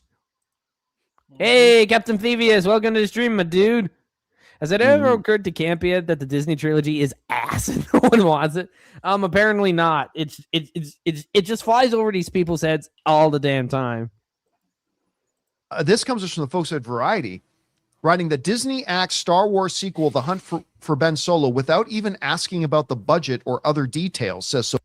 Because for once, Bob Iger had a brain cell and was like, he's dead. There's nothing more to do with him. Well, Like, actually, they don't no. Bob Iger by that point in 2021 already left, and the CEO at that point was Bob Chapek. Okay, so Bob Chapek had a brain cell and was like, okay, he's dead. We can't do anything more with him. They don't need to ask about the budget or anything else when they know that it's a stupid idea. Yeah, it's like at a certain point, you have to kind of pick and choose how you're going to exhaust your franchise. Because if you make everything, then you're just going to exhaust it. So you got to be a little bit selective. Okay, you got to choose your battles. Oh, and Invictus, I just have to say, hail Angron, the Destroyer, and hail, Khorne, the Lords of Khorne. I'm just pissing him off in a Warhammer sense because they're the Chaos Gods. All right, real quick, what was the thing about the Friday Night Tights? Oh, yeah. So I put the timestamp in there. This is Jeremy from Geeks and Gamers trying to defend Rebels, and Ryan and him have had several arguments about this, but just today, this is hot off the presses, they exploded in another argument over Dave Filoni's role in Star Wars, essentially. All right, let's take a quick sidestep for this. There's no sound. Oh, wait, oops, my bad. Characters they like from Clone Wars show up, which just shows you that it's like key jankling from a different series, which in my opinion also sucked. But like that's like the stuff that people really love from Rebels for the most. Like seriously, at this point, why do they even still have Jeremy on? It's obvious he's the most embarrassing of the group. I don't know. I do not trust him for many Star Wars takes. Yeah, he'll agree on a lot of stuff, but he also, for some reason, is still sticking by like Rebels season 7 he liked, and then like no, it was Clone Wars season 7, right? I'm sorry. Yeah, you're right. I'm sorry. Clone Wars season 7. Yeah. Obviously, Rebels doesn't even have a season 7. It's only got 4 because it was crap. But it's a TCW, but worse. But the fact that people defend Clone Wars because it's like, oh, Lucas was still involved and stuff. It's like, all right, maybe I'll give you a pass if you like stick by some stuff in that, just on the excuse that it's George Lucas still. But I still think Filoni sneaked a bunch of crap past him, and it's not even really him. I mean, we know he's the reason Ahsoka's still alive. Oh yeah. But whenever you start defending Rebels and Bad Batch and all this post George Lucas stuff, it's like, well, then you just become indefensible. But yeah, you get a pretty good Ryan freak out though. I just think Rebels, there was nothing offensively bad in Rebels. Here we go. There was a couple of minor things you could point. Lightsabers. Yeah, you could point shit like that out, but I mean, Thrawn was definitely not treated well. Yeah, Ahsoka not getting immediately murked by Darth Vader. Darth Maul coming back once a fucking again. Ahsoka. Oh, I love how Gary himself even just kind of locks up because it's like, I know where this is headed. Gary said like one thing. I forget. He just said like one thing to kind of insult Rebels, and then he's just like, I think he was the one. Was he the one with the spinning lightsabers comment? I think he may have been the one who said that. Oh no, he said the whales because Ryan I think said the spinning space lightsabers. Then he was like, yeah, space whales. Yeah, I'm trying to keep track of who's saying who, but there's so many of them here. Oh yeah, and they don't max. Yeah, it's pretty rapid fire, but yeah, pretty much everybody comes out against him as soon as he says this. And then I wish I had this many people on Awesomecast. I'm kidding. Worst like EU. Dude, stop showcasing how much of a fake Star Wars fan you are. It's just embarrassing. Oh, the Disney EU? Yeah, that is pretty bad. It's just like all filler and just treading water. Absolutely. And gay shit. Yeah, really. Everybody's lesbians. Every woman is a lesbian. That ain't right. Another great clip I managed to snag. Surviving what happened. Ahsoka using essentially time travel to do all these things. There was nothing highly offensive about it. Are we fucking kidding? I mean, you sound like a prequel hater bitching about the prequels. Oh my god! Oh, he only says that because he knows it's gonna piss off Ryan. He does the false equivalency. oh. I've been called that before too, because it's like I love the damn prequels. I grew up with them as much as I grew up with the original trilogy. Mm-hmm. Oh, talking about from an identity politics bullshit. I don't like I'm talking about from everywhere. Who just happens to be fucking good at everything and her pink hair and spray paint and feels the fucking dark saber. Another powerful, random, married to all-powerful female character that Dave Filoni then even gives force powers to. All these guys that knew more about Star Wars than George Lucas during the prequels. Lucas ruined the prequels. So yeah, that's basically Jeremy's. Once he realizes he was caught, he's just like, "Oh, you're just like a prequel hater," and he goes on. and he's not even breathing. Ryan's just going off. It's like a rapid machine gun. I know. And if anybody wants to watch the full, it goes on for several minutes. But yeah, this is basically like Ryan just immediately deconstructs him, and then Jeremy's just like, "Oh, you're just like a prequel hater. That's all you are." It's just like, and Ryan just gets more pissed off because he's like, "What the fuck does this have to do with hating the prequels?" I love Ryan. Like he's the the only guy I've still followed because I stopped watching Nerdrotic after he got outed as a grifter by United Spacers Alliance and as from Heels versus Babyface. So it's like the only person I have is Ryan. Yeah, I still like a lot of them because it's like, I'll disagree on one thing or another, but at the end of the day, I'm like, yeah, if I feel like you're being mostly honest with me, that's okay. I mean, I get that, but it's a slippery slope. Like it's like once they start liking one thing, it becomes it goes on from there. That's true. I genuinely just try to keep myself pure. Soderbergh, it's insane, and we were all frustrated. You mean you and Adam Driver, right? Because you were basically the only two pushing this project. Goes on to write this. Steven Soderbergh is continuing to be open about his Adam Driver starring scrapped Star Wars movie, The Hunt for Ben Solo. That is a very odd way to construct that sentence. Adam Driver starring scrapped Star Wars movie, The Hunt for Ben Solo. That is a mouthful of words to say in that order. In a new interview with BK Magazine, the Oscar-winning filmmaker said, "It was no surprise to read Kathleen Kennedy's Lucasfilm exit interview and hear about her frustrations over Disney axing The Rise of Skywalker, a follow-up movie which would have brought Driver back as the fan favorite Kylo Ren / So. I mean, at least he even acknowledges that that's a stretch. Because it's like, does anyone seriously like that stupid character? Hell no. No. Darth Vader's simply the best in any way, shape, and form. Every villain from the EU is far better. Dude, like all the Disney ones are just like kind of Temu Darth Vader because they always try and do like the black cloak. I'm going to ominously come into a ship as my introduction and like kill a bunch of people. Like, what's his face? Ray Stevens' character. Balin Skull. Yeah, Balin. He comes on and it's just he relies on the New Republic people being the dumbest possible people in existence, where they're like, I think they're fake. Let's let them on the ship. It's like, why, sir? I feel like if I'm the guy opening the ramp, I'm like, sir, maybe we question them when they're not on the ship because then they can't kill us. That's like Captain Kirk, allowing a bunch of Klingons aboard the Enterprise. He's just like, Mr. Spock, I think these are cloaked Romulans, and they're probably trying to trick us so they can kill us all on our own ship. Let's let them on board. He's just like, Captain, that is highly illogical.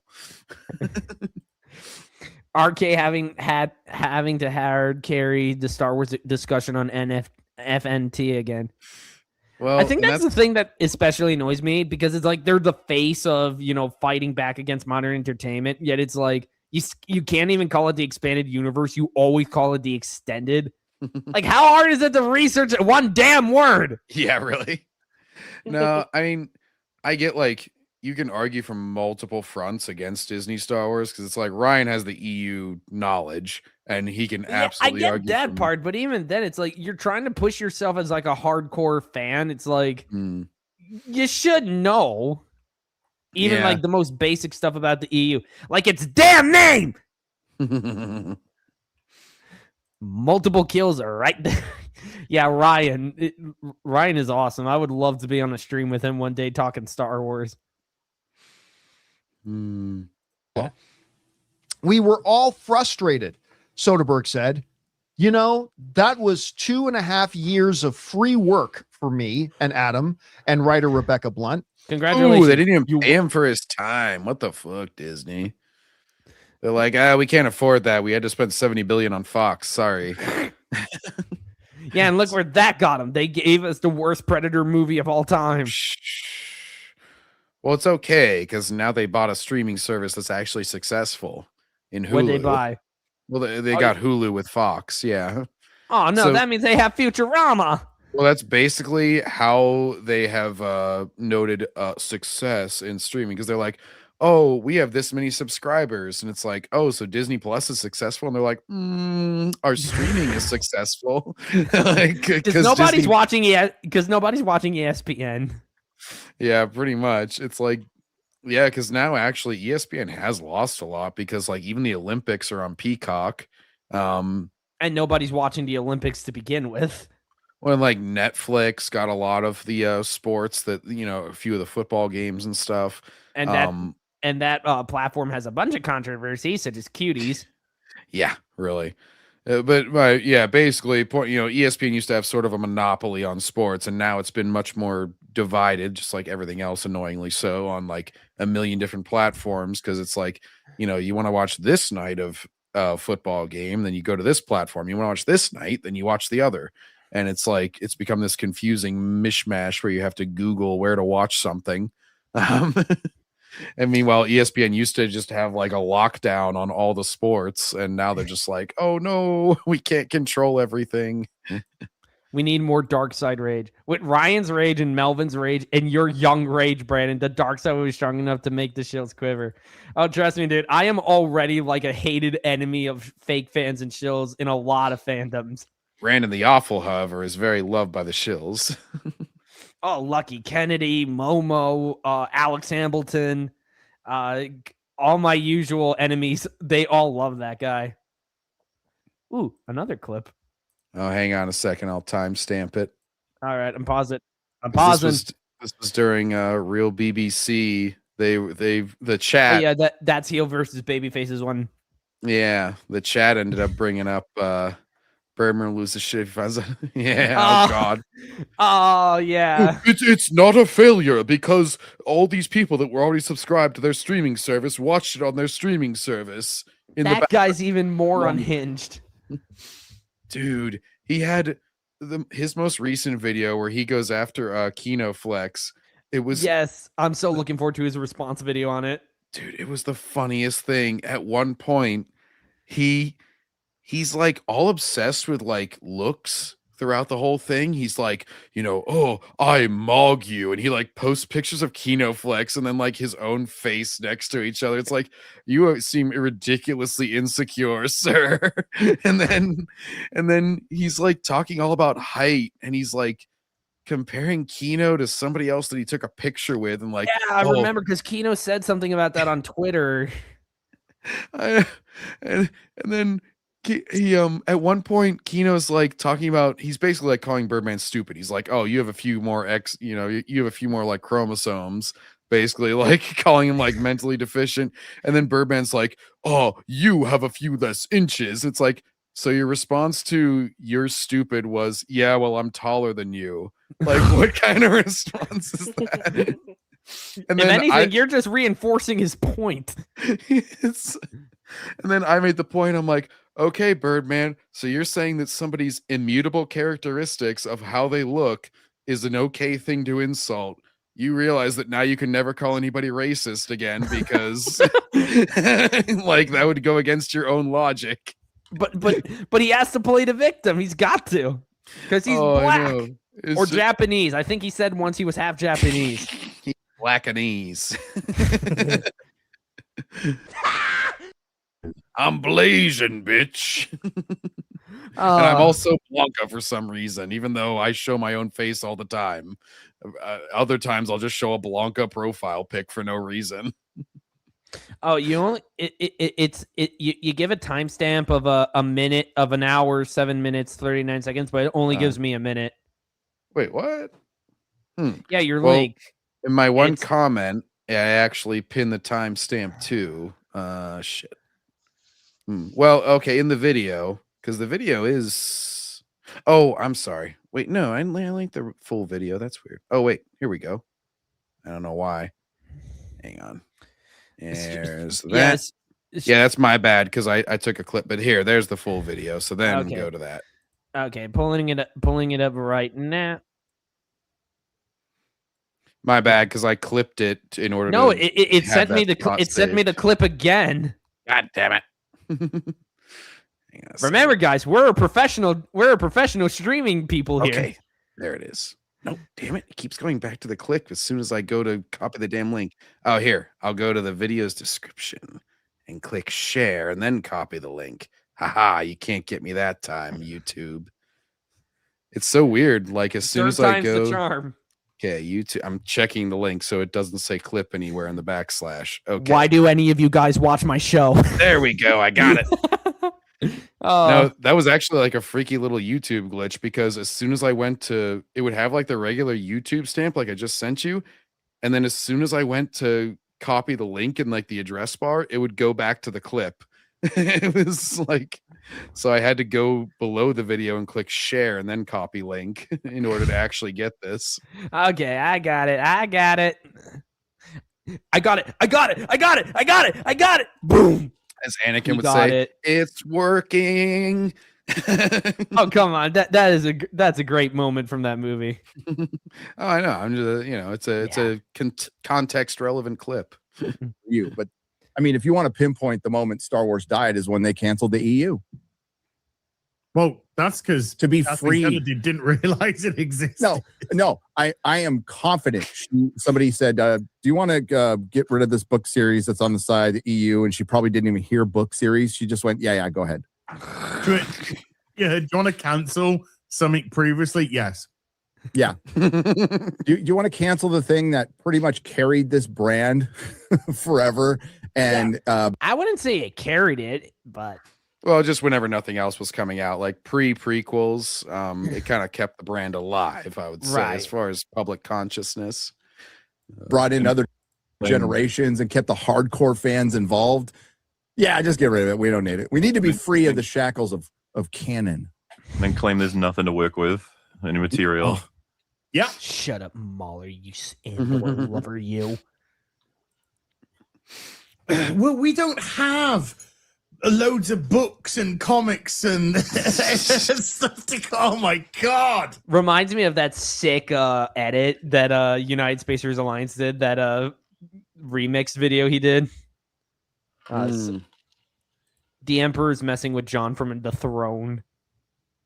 Yeah. He's like, I will mess up his links on YouTube, and then he will never recover. How was she ever employed? Dude, this is why it matches your theory there. Like, if you said to her, like, what about all the fucking EU shit? She'd be like, huh? I actually legit think that's true. This is the one that raised Kennedy, for as much as people want to blame her for all this shit, it would be like she's probably like completely fucking clueless because she's an old lady. Like she's walking down the street and someone's like, "You." Well, I mean, like obviously she realizes a lot of Star Wars fans hate her, but like as far as asking her anything specific about Star Wars, you'd be like, "Why didn't you have Jason Solo in there?" And she'd be like, ask Dave. I find it hypocritical how Friday Night Tights hates George Round retard Martin until that Game of Thrones prequel came out recently. Oh well, yeah, they basically they still hate him. Don't get me wrong, because I watch their post shows and stuff on Night of the Seven Kingdoms. Yeah, I remember it was like Nerdrotic. One of his videos opens with a quote from George, and then he's like, "Now finish the damn book, George." Yeah, so they're still giving him shit for that, but like it is a good show. So it's like, all right, well, I'm gonna take what you're making here, but you should also actually be working on the damn book, you idiot. Weird how Game of Thrones strangely kind of clawed back to being good. Because it was like the original show Crash and Burn, then it was House of the Dragon was good, and now this one's good. Yep. Well, House of the Dragon, it kind of messed up with season 2 decently, and not like a Star Wars level crash and burn, but like where people are, yeah. Star Trek is dead and buried at this point. But at least like, well, first of all, these are prequels, so they're sort of like salvageable in that they're not super tied to the main plot, and then you also get like where there's sort of like separate characters and kind of separate genres, especially Dunk and Egg. It's like a very much a bottle kind of narrative compared to like all the kingdoms and all that. All roads lead to season 8. What is there to get excited about? I would it's basically about like you can still enjoy the original trilogy of Star Wars and the prequels and stuff, and then just like consider just be like, this shit's not canon, this shit that you shoved in at the end. Basically anything after what George wrote, you can just cut it off there. Except why would you? You get the Vong. Oh, no. I'm sorry. I meant George R.R. Martin. Oh, wrong George. Yeah, wrong George. I mean, as far as Game of Thrones, like everything after the books, essentially. Why do they both name George? I didn't even realize that until now. Because their mothers thought it would be funny. Yeah. They're like, I'm a big fan of Star Wars. Actually, I think George R.R. Martin is almost as old as George Lucas, so that doesn't even fit. But they look kind of similar. Yeah. Yeah, more suspenders for see, Lucas is flannels, Martin is suspenders. That's how you tell the difference. And Martin always wears that stupid hat as well. The books will never be done. George is lazy. Yeah, but that was basically the end of the clip. Yeah, no, it was just they were giving the EU some love, so I was happy. And they fully black-pilled because they were basically like, well, it'll never be good. Yeah, basically like this. She didn't take those stories. Okay. Fuck it. Back to this video. When Adam and I discussed him talking about it publicly, I said, look. When Adam and I discussed him I mean talking. About the why. Just say what happened because all we know is what happened. Wait. So don't even talk about why, they're making a stupid movie about him coming back. Just say it happened. Just say what happened because all we know is what happened. So like don't think, just basically like repeat the company line. Friday Night Tights was fun today. Ryan and Jeremy were going at it again over Filoni.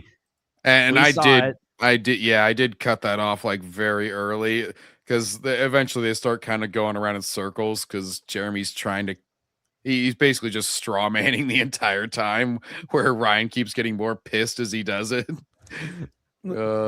Like Ryan is almost like Star Killer in a sense. He's like unbridled force energy, and it's like as he constantly keeps fighting with Jeremy, he just keeps building it up more and more until he just gotta unleash it and just wreck him.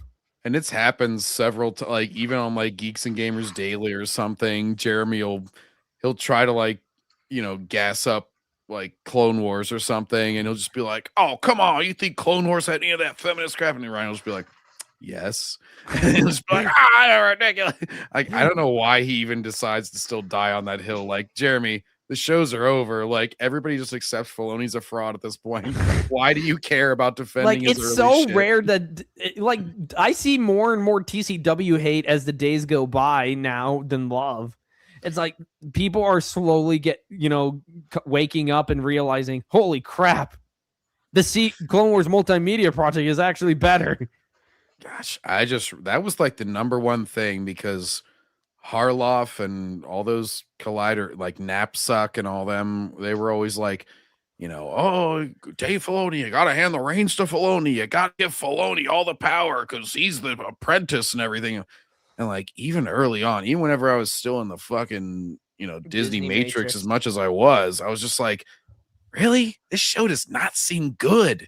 Like, I don't know why. Like, and admittedly, like, it started off for a very shallow reason. When they showed the first previews for it, I was just like hating the animation style and everything because I don't like that cheap looking 3D crap. But I was just like, and then once you got into the actual show, it's like, this is really boring and terribly choreographed, and like just all the lessons are super shallow, and these quotes have nothing to do with what happens in the episode that they show at the beginning. It's just like, I don't know where anybody got confidence in him in the first place. It's so strange. And Prequel like, hate. That's why. I guess it was just like, prequel hate. well, there's more, so it's good. It's just like, oh, it makes the prequel so much better because it shows Anakin going to the dark side. It's like, no, it doesn't. It shows him having random moments where he goes completely dark side years before he should, and then he randomly bounces back in the next episode and isn't acting dark side at all. Like, it's completely schizophrenic show. It has no idea what it wants to be. Ben Solo died. That's what happened. Yep, he died Stated along with reason Star was, Wars. we don't think Ben Solo Oh shit, my bad. could be alive. And that was all we were told. And so there was nothing to talk about, except move on. Now it goes on to say this. I kind of made the movie in my head, and it just felt bad that nobody else was going to see it. Well, then maybe you should have come up with a better idea than Ben Solo is back for some reason. Guess who's back? You had 2 years to come up with a better pitch, and you didn't? I just, there's so much stress, and I had to think. Well, next time, go to Pooh's thinking spot. Maybe then you'll come up with a better idea. Oh, even I don't like Disney Star Wars. Get wrecked. Yay! Pooh Bear is based. He fucking throws honey at his face. I love Pooh. Well, you might want to rephrase that one, Brandon. I love Winnie the Pooh. I mean, who doesn't? Oh, yeah. I felt the same, John. It didn't click till much later that TCW was crap. Then looking back at the Clone Wars multimedia project, it just gets blown out of the water in terms of everything. I am so glad my parents never let me watch TCW when it was airing. And it also, like, that was the other thing, is that I was a huge fan of the Tartakovsky Clone Wars because I was a Samurai Jack fan back in the day. So whenever that came out, that was like my favorite thing out of the whole prequel era. Was I was just like, oh, this is so awesome. I love these kind of over the top kind of depictions and everything. I love the animation style of this. And then, like, whenever I hear the announcement, I get those 2 seconds of excitement where they're like, oh, there's new Clone Wars coming. I'm like, really? And then they show the preview and I'm like, why is it a crappy PS2 game? What is this? Like, I love Winnie the Pooh and DJ Pooh. DJ Pooh. I don't even know who that is. The director it's DJ continued. Pooey Pooh here, coming at you from the Pooh side, from the Christopher Robin side. You got a -1 billion social credit score for liking Winnie the Pooh? Why? Wow, Captain Thievius, you are a heretic today, sir. Why? Winnie the Pooh is one of the most precious things ever created by man. No. Christopher Robin in the 100-acre wood. I'm more Tigger. Well, that's one letter away from a very bad racial word. So here's a puzzle. Here's a character whose name rhymes with a slur. Oh, the wonderful thing about Tiggers is I know you got to be real careful talking about Tigger on YouTube. That's all I gotta say. Oh, seriously? No, I'm just saying, if you slightly slip up or have like a brain fart or something for half a second, talking about Tigger is going to really get you in trouble. Is all I'm saying. Seriously, would people honestly have a problem if I had a brain fart? Like, it's a brain fart. Nobody's gonna hate me over that. Nobody. Never use absolutes. I thought okay, except for the whiny, spineless people. Exactly. And my enemies. Conversation was strictly going to be a practical one. Where they go, what is this going to cost? And I had a really good answer for that, but it never even got to that point. It's insane. We're all very disappointed. Because again, they actually decided to have a A moment of clarity. Yes, a brain cell. And, they said, Ben's dead. Get out of our office. So, Steven, how exactly would you do that? And he's just like, oh, I don't know. He's just alive or whatever. Like, No. CCP banned Winnie the Pooh and Disney bent the knee to them. Who the heck is the CCP? The Chinese Communist Party. Oh, of course they did. Because they were making fun. Because everybody was comparing Winnie the Pooh to Xi Jinping. It's not his fault.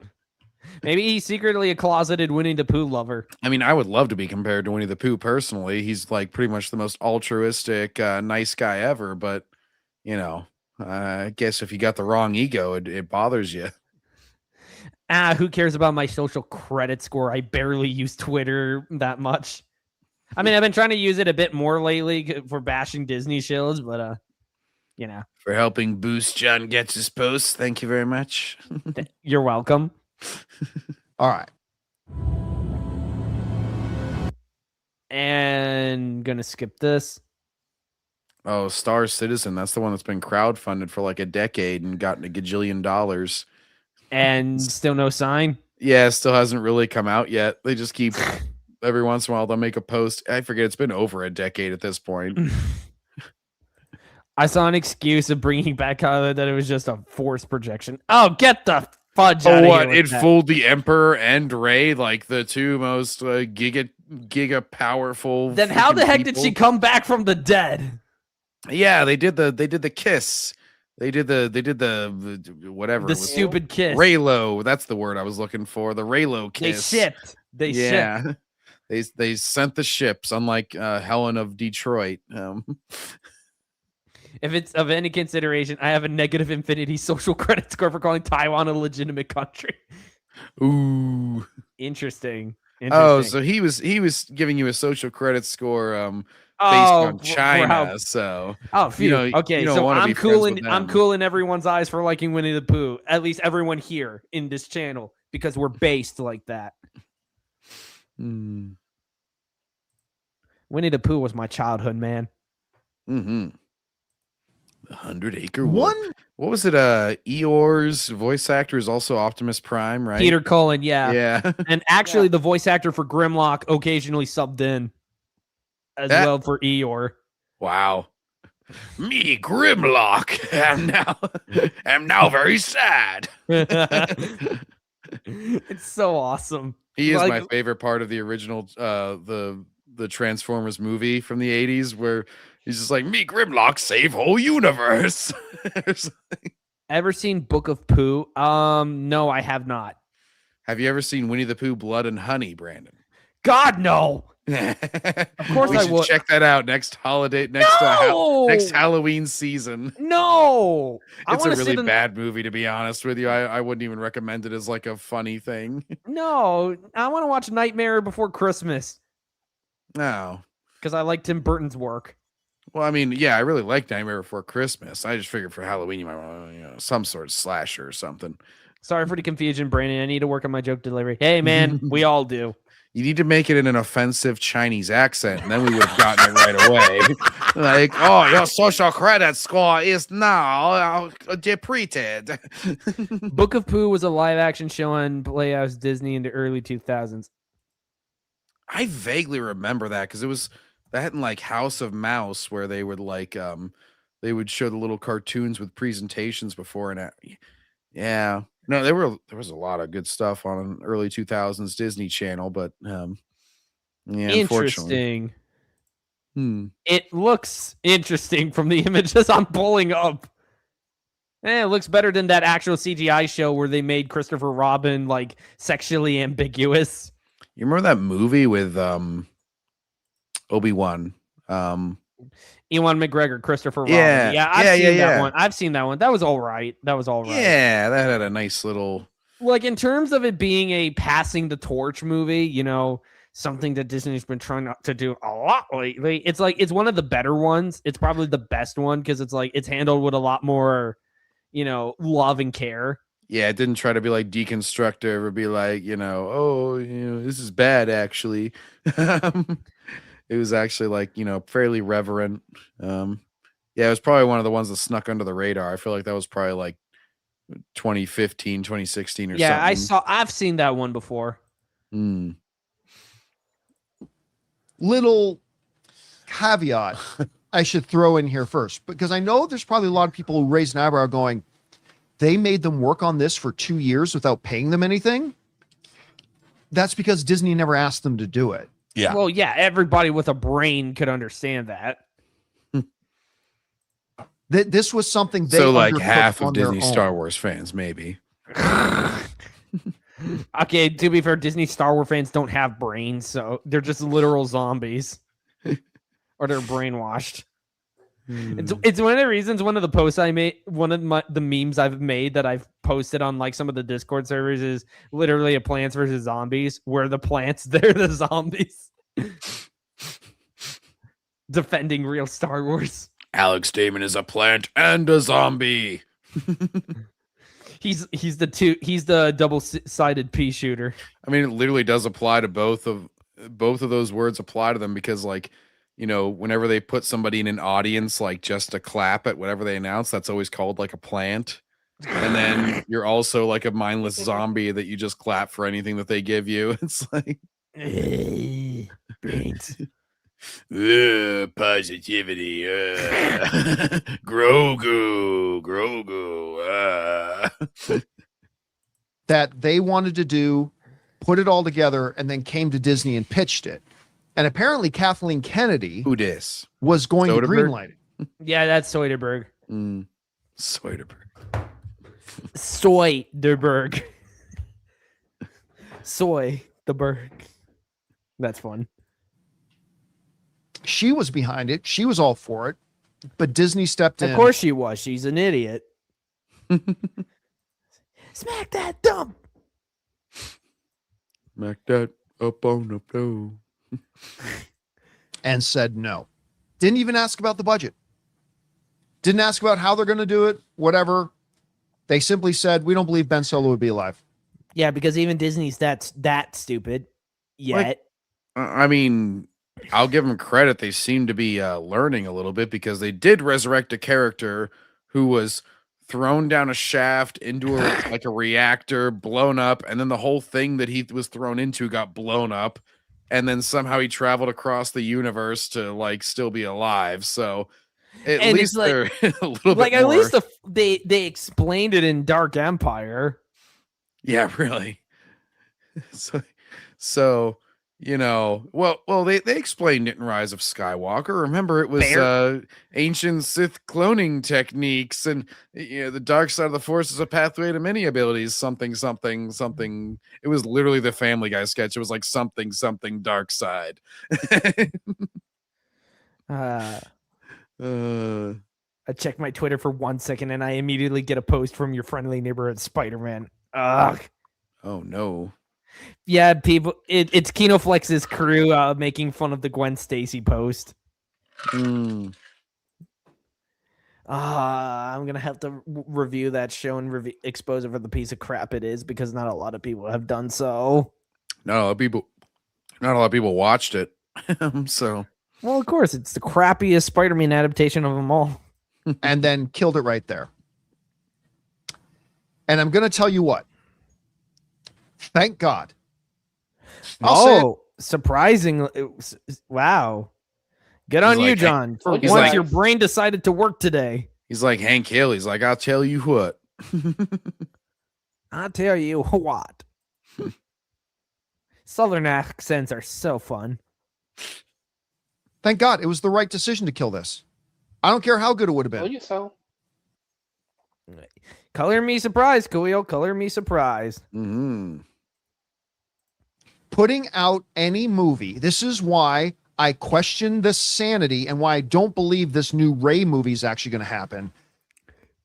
To be fair, John Campia, we do question your sanity a lot of the time because you don't seem to read the room. I disagree a lot, Brandon. Well, that's because you're a dumbass. That's why. Maybe you could be more specific there, Justin. He's not. He can't. He doesn't have the balls to have an actual conversation. No balls. Because Disney execs, I believe, understand more than the Lucasfilm execs understood. You need to get the sequel trilogy behind you. And every bit as much as they need to get the vomit-inducing prequels franchise behind them, they need to get... Oh, screw you! It is not vomiting. Again, okay. So he had a brief moment, and then his brain immediately stopped. It's like... My God, it's basically what Jeremy was just trying to do. He's like, you sound just like the prequel haters. Yeah, it's like it's a train. It's like it starts moving slowly. It's finally pulling out of the station, and then it immediately derails itself. People always have to equate those two, and it's always like, oh, see, the only reason that the prequels are more liked, it doesn't have anything to do with the movies. It's just because people got nostalgic for them, and the same thing will happen now. Or Yeah. TCW. Oh yeah. Oh, The sequel TCW. series They beyond. tried that from season 2 or 3 on, where they're like, oh, it's getting dark, therefore it's good now, guys. It's like, Dude. And it's like you can just pull up like the Gung when they were testing a bioweapon on the Gungans early on in the Republic comics, and it's like, when did this come out? Oh, this came out years before TCW was even a thing. and quite frankly, my whole point is just basically that like dark does not equal good. Like you can make super edgelord crap, but you actually have to pay attention to the quality still. Like it's like the fact that was the extent of the compliments for TCW. It was just like, oh, you should keep watching it. Why? Well, it gets really dark. It's like, what else? Because I don't really care if it's dark or light toned. I just need to know if it's good. It's like, well, you know, because Anakin, he punches a guy. It's like, oh, cool. So I'm not gonna watch that still. Sorry. And then we just go back to watching the micro series for the billionth time. Oh the my Rey movie gosh. will never happen because nobody cares about Rey. But Disney they brought doesn't even Daisy Ridley out on stage and everything. Disney doesn't even do prequel content. What is he talking about? Yeah, Well- they only release like a novel here, a comic here, and that's like it. It's like they barely explore the prequels outside of doing anything related to TCW. Except they tried to milk the prequels very briefly With before Kenobi.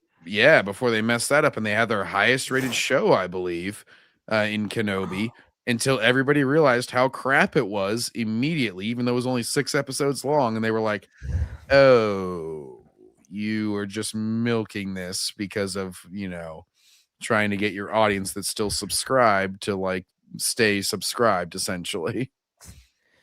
There should be a compare and contrast video between the PT and ST, movie to movie, writing to writing, like one long video. I probably could throw something together or something like Major Grin style. To those who don't know, Major Grin's a Star Trek YouTuber where he compares and contrasts scenes from old Trek with Kurtzman Trek. Captain Thievius recommended me to him. Oh yeah, I think So- Nerdrotic has recommended him during his like what is it called? His like watch alongs that he does for the Yeah.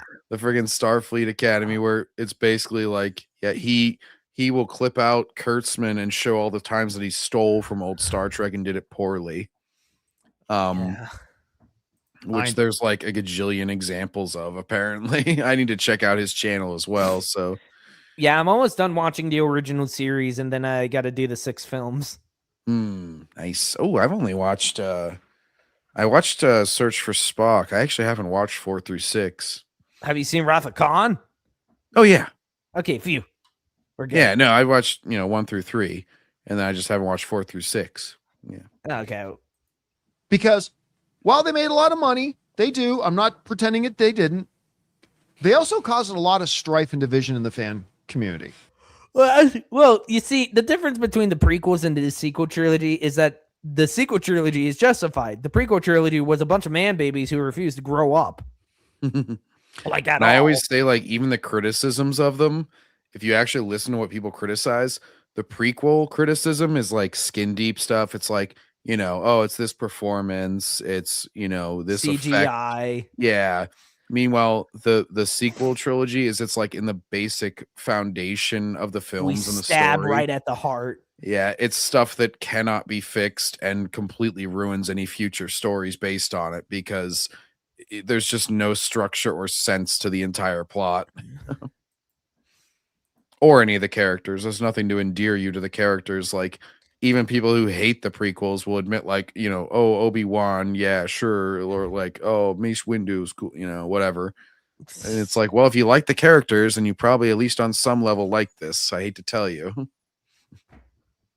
You know, I also was going to say the only reason other people want to see the Rey movies because Daisy Ridley did that one modeling thing where she showed a bit of ass. She does have a, as Al Pacino would say, she got a great ass. But, you know. Yeah, I wouldn't. Yeah, sorry, I'm not tapping that. It's not enough.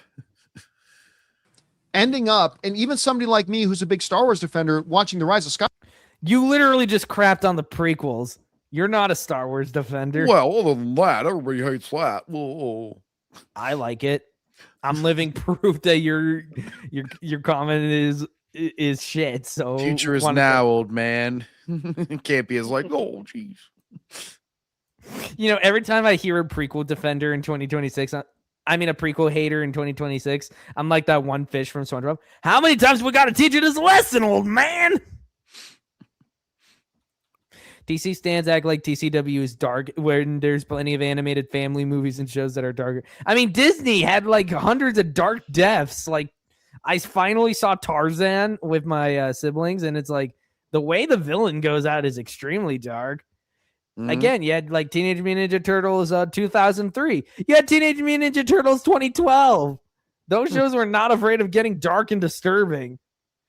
Well, it's just like, for me, it's just what you say first as far as a compliment for a show says a lot about like how shallow or deep your actual like of it goes. And if your first compliment for something is just, well, it's good because it's dark, I'm just like, so does it have anything to offer though? Like, you could make a show where like literally just Anakin comes on screen and slaughters a bunch of kids. That wouldn't really have any impact on me. You got to actually have a story that makes sense of that and like a characters that I care about. Yeah. Most of the PT criticism is either opinionated or just not understanding the movies until later. The sequel trilogy, by comparison, is way worse on an objective level. Exactly. Yeah, well, and then there's a lot of just the vapid criticism. It's like, oh, there's too much sitting and talking. It's like, okay, but did you even listen to the conversation? Like, I don't know. You never got that part of it. Skywalker and going, this is one of the most putrid things I've ever seen. They need to get out of sight, out of mind. Don't retcon it. Disagree. Okay, you say you defend it, and you'll even say it's a piece of crap, but you don't want him to retcon it. That's a contradiction and a half. Yeah, I'm wondering if he explains that. Let's see. But don't talk about it. Just move on. And so he doesn't talk about it. Why? Well, yeah, he needs to offer some sort of explanation for that. Like, that's a very declarative, like, absolute statement to make, and then also to just like move on from it without substantiating. Like, say he's a coward. He can't bother to be like, oh, this means I'm actually going to defend the Rise of Skywalker being in the timeline. I mean, they've retconned other shit. Why not? Like, you're more cowardly than G1 Starscream. Forgive me, Megatron. I didn't mean to betray you. I mean, you literally said you were going to kill me and that I was weak and that you wanted to be the leader. No, I totally didn't mean that, bro. It was a joke, bro. Avatar: The Last Airbender, the real show, not M. Night's shitty 2010 movie Korra or the fake Netflix adaptation, made an action fantasy show that was darker and better written than TCW. Yep. And it didn't have to try to, I mean, like, even season one, well, yeah, season one towards the end, I suppose, with like the battle in the north and everything, that got more so. But my point is, you can be a great show and not even be dark at all, or you can be a horrible show and be dark. Like, it's not indicative of quality. Is basically you have a show like SpongeBob. Yeah, at least the first 3 seasons, like it had a few episodes where it was like, but it was like, I mean, it was like you had something like I Was a Teenage Gary, where that one was being like a werewolf parody. That one's not really my favorite, but it was like the show is mostly lighthearted and funny. And I mean, like Animaniacs is one of the best freaking written shows ever, and it's incredibly light and child friendly, but it's also incredibly clever and works on many different layers. I mean, it had like pervy jokes that like kids wouldn't get, and then they'd say, good night, everybody, after one of those. I'm a pianist. Good night, everybody. Good night, everybody. Only Cynthia's an absolute, John. Yeah. I think when Disney, I don't know, that might have been the last thing when they realized Kathleen Kennedy's going to greenlight what? All right, no, now we really got to move on. It's like, no, this is one of those great examples where studio interference. I'm still surprised they have not fired they didn't fire Kathleen Kennedy earlier, because she's just greenlighting project after project. I mean, And honestly, yeah, whenever you get up to the Acolyte and you get up, I think it was just to save face at a certain point. Like, probably after one of those, they were just like, all right, Kathy, you're going to have to leave in the next year or two. Like, we don't want to make it a messy divorce, but it's sort of like Get out of here. A coach is losing, and they're like, all right, we'll let you finish out the season so that we don't look like we're firing you, but then we're going to mutually agree to step away, okay? Like, in other words, we will fire you if you don't mutually agree to step away right now. The first 3 seasons of SpongeBob and the OG Ren and Stimpy were awesome with dark humor. Oh yeah, as a horror fan, I Was a Teenage Gary. Yeah, I wasn't the biggest fan of it as a kid. I'm not 100% the horror type, unless it's something like Batman, but and even then with Batman, I have my limits. Yeah, you don't want him to show his bat dick like in that one comment? Comic? Batman Damned? Are you kidding? Appearance is a good thing. My Dark Knight is rising. I seriously cannot believe that somehow got past them. Why would you even draw that? God forbid we ever objectify a woman, but we'll show Batman's dong. And I love Adam Driver. And I like the Ben Solo character. That's gay. Anyway. I mean, Adam Driver will forever, like, honestly, he won't really be remembered for Kylo Ren. He'll be remembered for that one infamous clip of him saying slurs. He'll be remembered for not being Snape when he should have been. Or being or saying slurs in that one infamous clip from that one movie he was in. Wait, which one was that? I don't know. It's like he's going off on somebody and he's saying slurs. Gosh, I'm trying to remember, because I know the one where he's getting divorced from ScarJo. That was like an Oscar bait thing. I think it might have even been called The Divorce or something. But and then I remember from a couple of probably what is it called? Like Lucky Mickey or something. It's like where they're robbing a NASCAR track basically as a race is going on. And so that would probably be the one where he says slurs in it, because he plays like a Southerner dude. Not stereotype Southerners, but the Black Klansman. Oh, he was in that. Okay, I knew that was like a Spike Lee with the black dude being in the KKK. Yeah, as the undercover agent. Oh, and then I think Adam Driver is. Yeah, he's the one who's actually going in person to be the undercover guy. Whereas, okay, I'm remembering this now. Yeah, it's like that clip he'll forever be remembered for, rather than anything he's done as Kylo Ren. Oh, you were part of the biggest franchise of all time, and everyone will forever remember you for saying slurs. You need a teacher. Oh, I know what I have to do. I'm trying to, but I don't know if I have the strength to do it. Oh. On the movies that were not. Yeah, John. I need my ghost mullet dad to tell me what to do. Harrison Ford couldn't be bothered to get a fucking haircut for this cameo. Or shave. Yeah. The sequel trilogy is folly. It's absolute misguided folly. You need to move on. It's not. I hear you. I noticed he also didn't talk anything about Starfighter, which I think is supposed to be set during the sequel trilogy era or after it. What's he going to do when that comes out? Is he going to be like, this is folly? Or is he going to be like, oh, I had some fun with it, Adam Driver's fault. It's not why am I freezing on the girl who plays Ray? Daisy Ridley. It's not Daisy Ridley's fault. It just is what it is. I mean, to be fair, nobody's blaming them. Even after all this time, I don't think anyone blames Daisy Ridley.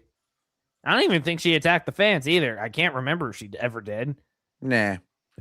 Okay, I she don't didn't. think she really did. No. Yeah. I think they even because honestly, a lot of the times that actors will attack fans, it's usually baited by media. And it's like, I still give them partial blame for that, but also I mainly hate the media for being like, I just want you to. So, did you have anything to say about the hate that's, kind of, because we all know like the Star Wars fans, like they're pretty hateful. So, like, did you have anything to say about that? And they're like, what the fudge you talking about? Yeah. And like some of them will give like generic stuff because they get those questions. Because I'll even go to cons and stuff, and these stupid fans that will, be the most loudmouth ones will always ask crap like that too. And so they're just constantly being bombarded. Like, it's really annoying. None of them did. I'm pretty sure even the sequel actors didn't like these movies. Yeah, I mean, John Boyega was like the first one to kind of break it and attack fans, and then Oscar Isaac kind of followed when he was like, chips in the cookie dough, it doesn't count. Oh, Daisy didn't even know who her character was. Oh yeah, she was talking about that one time. How like she was like, "Oh, so am I this person's daughter or this person?" Oh or yeah, who's my right. Parents? So it And kept changing. Yeah. And they kept telling her all different things. And yeah, I'm pretty sure that was annoying to work as an actor. I'm sure. And God bless Steven Soderbergh for like putting together a fan film idea, and getting a meeting with some people. A terrible fan film idea. Like, what even is that? I haven't heard no further plot points other than Ben Solo is somehow alive. So Like, the I opening haven't text heard, scroll like- would be somehow Ben Solo returned. And it's like, how does that fit into a wider narrative? Like, what would be the major conflict? Who would be the villain? Who would be the heroes? That's the thing. We've gotten no other details on this, so it's entirely impossible to even judge the plot of the movie because it's like, well, the How one the thing heck I would it heard is even- a really stupid idea to bring back a clearly dead character. So what else am I going to judge it on? How the heck would there even be a hunt for a dead man when his body's not even here because he disappeared? I guess they were riffing on the search for Spock after, he dies or whatever. It's like, oh, it's the hunt. We'll change it from search to hunt. Nobody will notice. People to see if he can make it work. That's great, but it would have been an absolutely idiotic, just as I think it's an idiotic idea for them to try to do a Rey movie. And I like the Rey character, and I really like Daisy Ridley. What do you like about her? What, does she bypass the compressor? Like, what do you even like about her? There's Wow, nothing. he She's really a went vapid there. He nothing. really went there. He just wants to make you know that he's not a sexist. That's why he says that. Dude, no, if you are a Star Wars fan, you're pretty much safe from being a sexist because it's like, I mean, it's impossible to be a Star Wars fan and be sexist because of all the great female characters Star Wars has. Well, no, you can't like Princess Leia because she's a princess, which is like inherently feminine, and you can't have women acting feminine at all, ever. And she was also objectified in Return of the Jedi. She wore that, But she bikini. killed her. But she killed Jabba. Well, herself. no, that could, that was still male gaze, so that doesn't count. She's now destroyed. You can't. No, all women suck. Who? What about Padme? Well, she loved a man, and so that's like pretty much male fantasy. That Natalie Portman would get with some troubled guy. Okay, so that's just toxic as well. Okay, what about Shakti? Well, she dies in a deleted scene, so she's very weak. She should just instantly kill all the bad guys and be a strong woman. So What that's about- very that's like lessening her. Like, why are any of the men better than her at anything? What about Ayla Secura? Oh, well, she has big boobs. That's just inherently male gaze toxic. Oh, how Okay, dare you? what about Mara Jade? What about Lorena well, Randulli? That's redhead. That's pretty much fetish porn. I don't know who that other one is, but I'm sure it's terrible also. It's like you can just constantly tear. Oh, Mon Mothma, like she's not featured enough. They put her in the background in the movie, so she should have actually wielded a lightsaber and single-handedly defeated the Emperor, and then it wouldn't have been sexist there. Oh, here's a great one. I bypassed the logic. Honestly, he says that to a Vulcan, and he's gonna get his neck snapped. Yeah, Spock's like fascinating. No, it'd be fascinating and retarded. And even I will tell you it's a stupid idea to try to do another Rey movie. That's assuming the word retarded is still relevant in the 22nd century. No, 23rd. I forgot 22nd was Enterprise. The NX Enterprise. Good idea to try to bring back Ben Solo. Not Adam Driver's fault, but it is what it is. And listen, I understand the frustration. I also have worked on some stuff for a year or two that ultimately had it go nowhere. Oh God, this is almost sounding like Chris Stuckman. I too am a filmmaker, and I also tried to make films that did not turn out well. And Lord, he just needs to retire from YouTube. It's clear his heart's not in it anymore. That's frustrating. Everybody who works in Hollywood has had something like that happen. Okay, you know what happens? You get back up and you move on. You don't just wallow in pity like that. But this was the right decision to not let this happen. They're trying to move on. Okay, besides Jeremy, I still have no idea why Friday Night Tights keeps this loser on, Chris Gore. Oh, that's not Chris Gore, but I understand the confusion. It's another silver-haired fellow, Robert Meyer Burnett. Yeah. No, oh gosh. I'm getting them mixed up. Yeah, no, they're both like silver-haired, fairly older men. I think Robert Meyer Burnett's a lot older though. But Robert Meyer Burnett, oh god, he was shilling for Doomsday, and you could tell because Ryan was really grilling him, and a number of them, to be fair, were grilling him because it's like, you know, he's a guest, so he doesn't come on too frequently, but like he's like Mr. Insider, so he was like, oh, you know, they're really working on this with Doomsday, and they've heard all your complaints, and they're, you know, just knowing what I know, guys, I would sell an arm and a leg to go see this. It was like hardcore, just like everybody should see it, even though it's not even in a final cut yet, basically. and you know, they know that he can't give specifics, you know, because you'll out your source or whatever. So they're just like, all right, but there can be good ideas or like good bullet points, and it can still be a horrible movie. Like it's all in the execution. He's just like, I know, but trust me. It's just like, dude, how can you know this so confidently? Like, you need to stop. Just say, I think they have good ideas, and I hope that it's good. Like, that's what you should have left it at. We've got a Starfighter movie coming now. Oh, now the first opportunity for Star Wars truly to move on. Except they're not going to. They're still going to try and get Rey off the ground.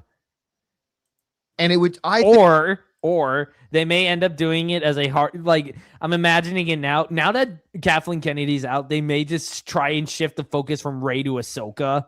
Oof.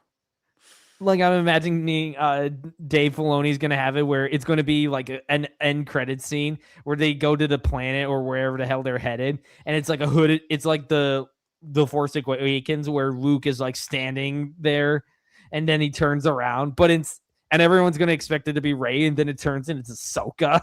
Oh my gosh. And she'll go, what are you doing here? And do her stupid little half smirk. Then Sabine will be behind her like, oh, look, I learned 26 new skills. I'm the freaking Skyrim character of this universe where I get everything. I think it would just be dragged down if they actually pursued this Rey thing or pursued a Ben Solo thing. As much as I like the characters, as much as I like the actors who play them. What is there to like about any of the characters? They'll never give specifics. They're so vapid and nothing characters. There's no like way Finn, you add specifics. Like Finn, what did you like about Finn? That he screamed Rey's name like 20 different times in the movies? This would have been a dumb idea, Rob. Guys, we want to take a second to thank a sponsor of this video, Factor. Yeah, this would have been a dumb idea, Rob. Guys, we want to take a that was such an odd place. By the way, Factor is complete crap. If you want to get these sort of pre-box meals, get Cook Unity. They're way Cook better. unit. I had Factor for a little bit. It's slop. All the vegetables are like little sloppy cubes, and it's just terrible TV dinner crap. And then I get Cook Unity. I'm like, oh, it's like actual vegetables and actual meat and everything. It's actually good stuff. Breakfast item per box. Okay, I mean, it could be worse. At the very least, you get an actual product, and it's not something like that. Oh, you can buy a plot of land and be a lord or lady. Or the therapy one that they always do. BetterHelp. Where it's like, oh, give us lots of money and we'll have a therapist who doesn't even Yeah, like I remember know back who when you I are. used I used to watch Nick Crowley, and he actually did do a video where he advertised BetterHelp, and then everyone in his comments was like, "Don't do it! Don't sponsor this thing." Okay, Factor's crap. Go with something else. Got it. For 1 year while subscription is active. Anyway, you read this interview. That was such an odd place for an ad. Yeah, it's Like, like, I get- mid-sentence. Like, I get he's clipping these from like his live streams, but seriously, dude, you could have done a bit of a better transition. That was so jarring. I actually thought for a moment I hit something on my keyboard.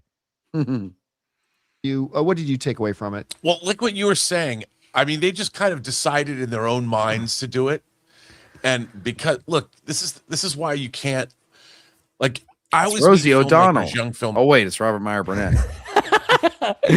Oh God, Rosie O'Donnell.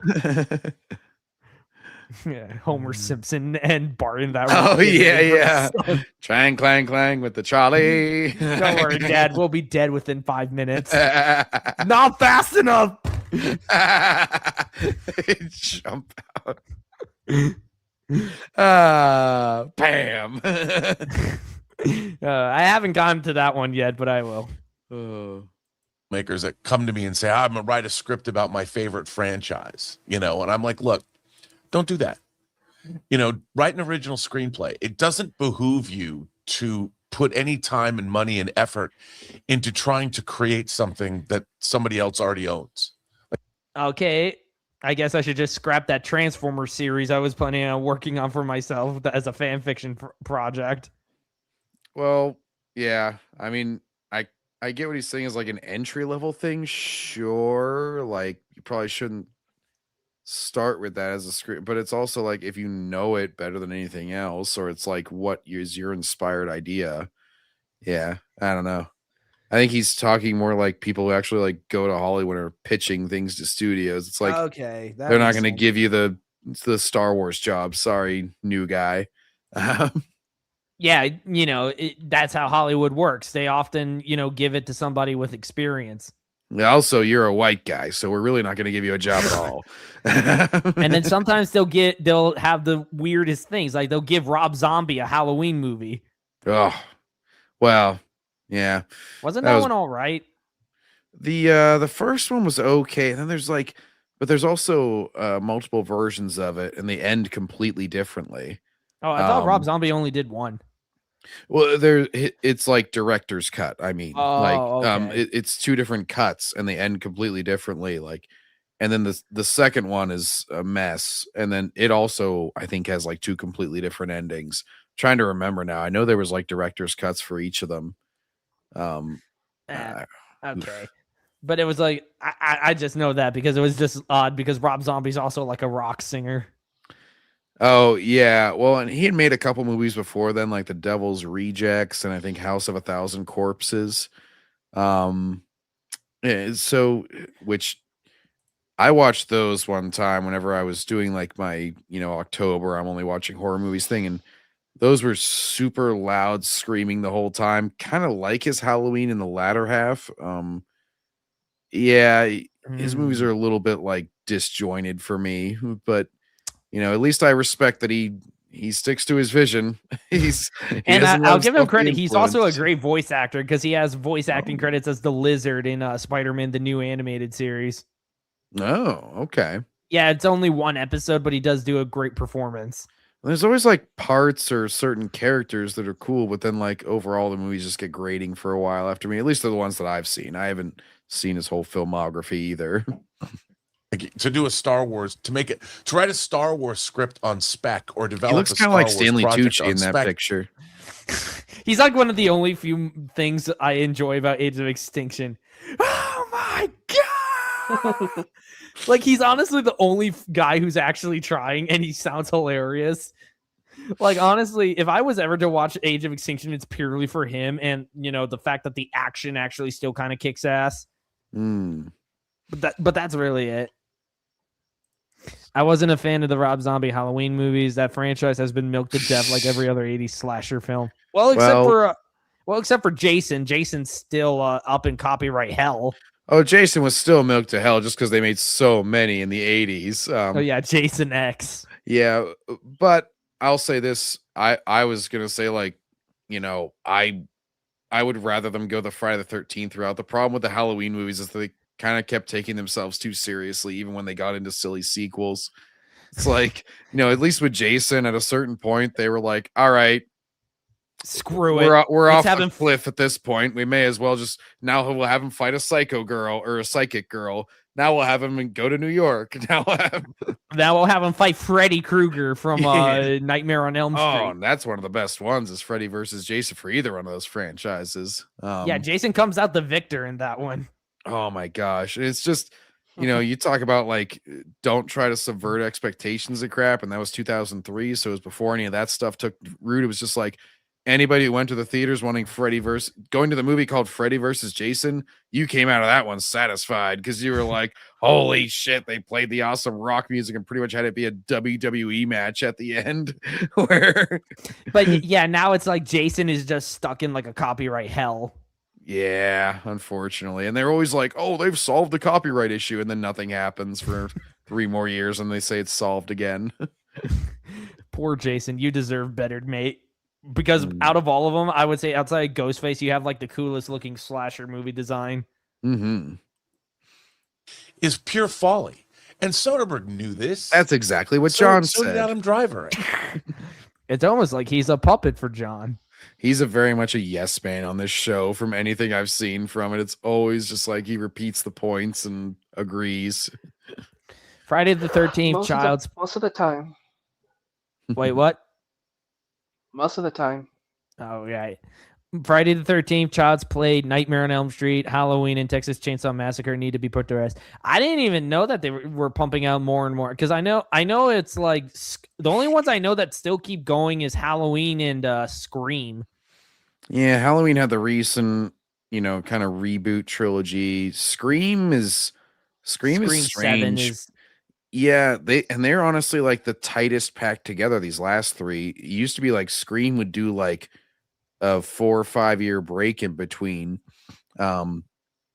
Is Scream made like their initial trilogy, and then Scream 4 didn't come out to like 2011, and then like Scream 5 was the first like recent one, which was like late 2010s, and then they started rolling them out more often. Because Nev Campbell was in like all of them, but there was such a big gap. Honestly, the only slasher movie I only ever want to see is Ghostface, the one where Ghostface just keeps getting slapped around because he's constantly trying to kill everyone, and he keeps getting hit in the balls and not hit with bookcases. Oh, imagine if they had like a Ghostface versus Jason one. It's like Scream Jason, would be like the title, and it would just be like, Ghostface goes to like try to slash him. He's like doing his funky run towards him, and Jason's just like, boom. He's like, oh, he like flies into a wall. Mortal Kombat 10 is the last time we ever saw Jason. Oh, and the Friday the 13th game that they then shut down. Oh yeah, Scream has been milked to hell too. Modern Scream is trash. Even Neve Campbell is tired of Scream. Yeah, well, she was out of it until they got in trouble because, like, they were going to have the one actress continue it, but then she was all, like, hardcore Palestine, and so... Oh, Lord. Then they were like, okay, we're going to, like, get rid of you because you're too controversial, and then they, like, backed up a Brinks truck to Nev Campbell, and they were like, please come back, because, like, she was retired after Scream 5. They even, like, reference her in the next movie. They're like, oh, Cindy got her happy ending. Don't call her. Is Scary Movie the one where Ghostface keeps getting slapped around, or is a Scary Movie the first one is a parody of the Scream movies? Okay, so that's the one I want to see. Yeah. Oh, the first Scary Movie is pretty funny too. Whenever they're like, there was no body, and they show Ghostface dragging a body bag in the background, and like, and there was no blood, even they show him mopping in the background. I can't wait. That's like the only slasher film I've probably ever seen, because slasher films are not really my forte. Because I have my limits when it comes to blood and gore. Gotcha. Ghostface may be the easiest slasher villain to kill in real life, but at least he always has something funny to say. And so did the woman who was writing the script for them. I mean, this was a long shot vanity project, and you can't get mad. I love Steven Soderbergh. He's one of my favorite filmmakers. I mean, I can't wait to see Ocean's 14. Ocean's 14. That reminds me of Ocean's 7. I saw that movie once, the original. It was interesting. Very interesting. The first two scary movies are really funny. Okay. The only new slasher I like is the Terrifier trilogy. I don't like modern reboots and sequels of classic slashers. That is completely understandable. Reboots and modern stuff like that, that's usually crap. That's usually the rule of thumb. All the way back to Sex, Lies, and Videotape, I've been a fan of his.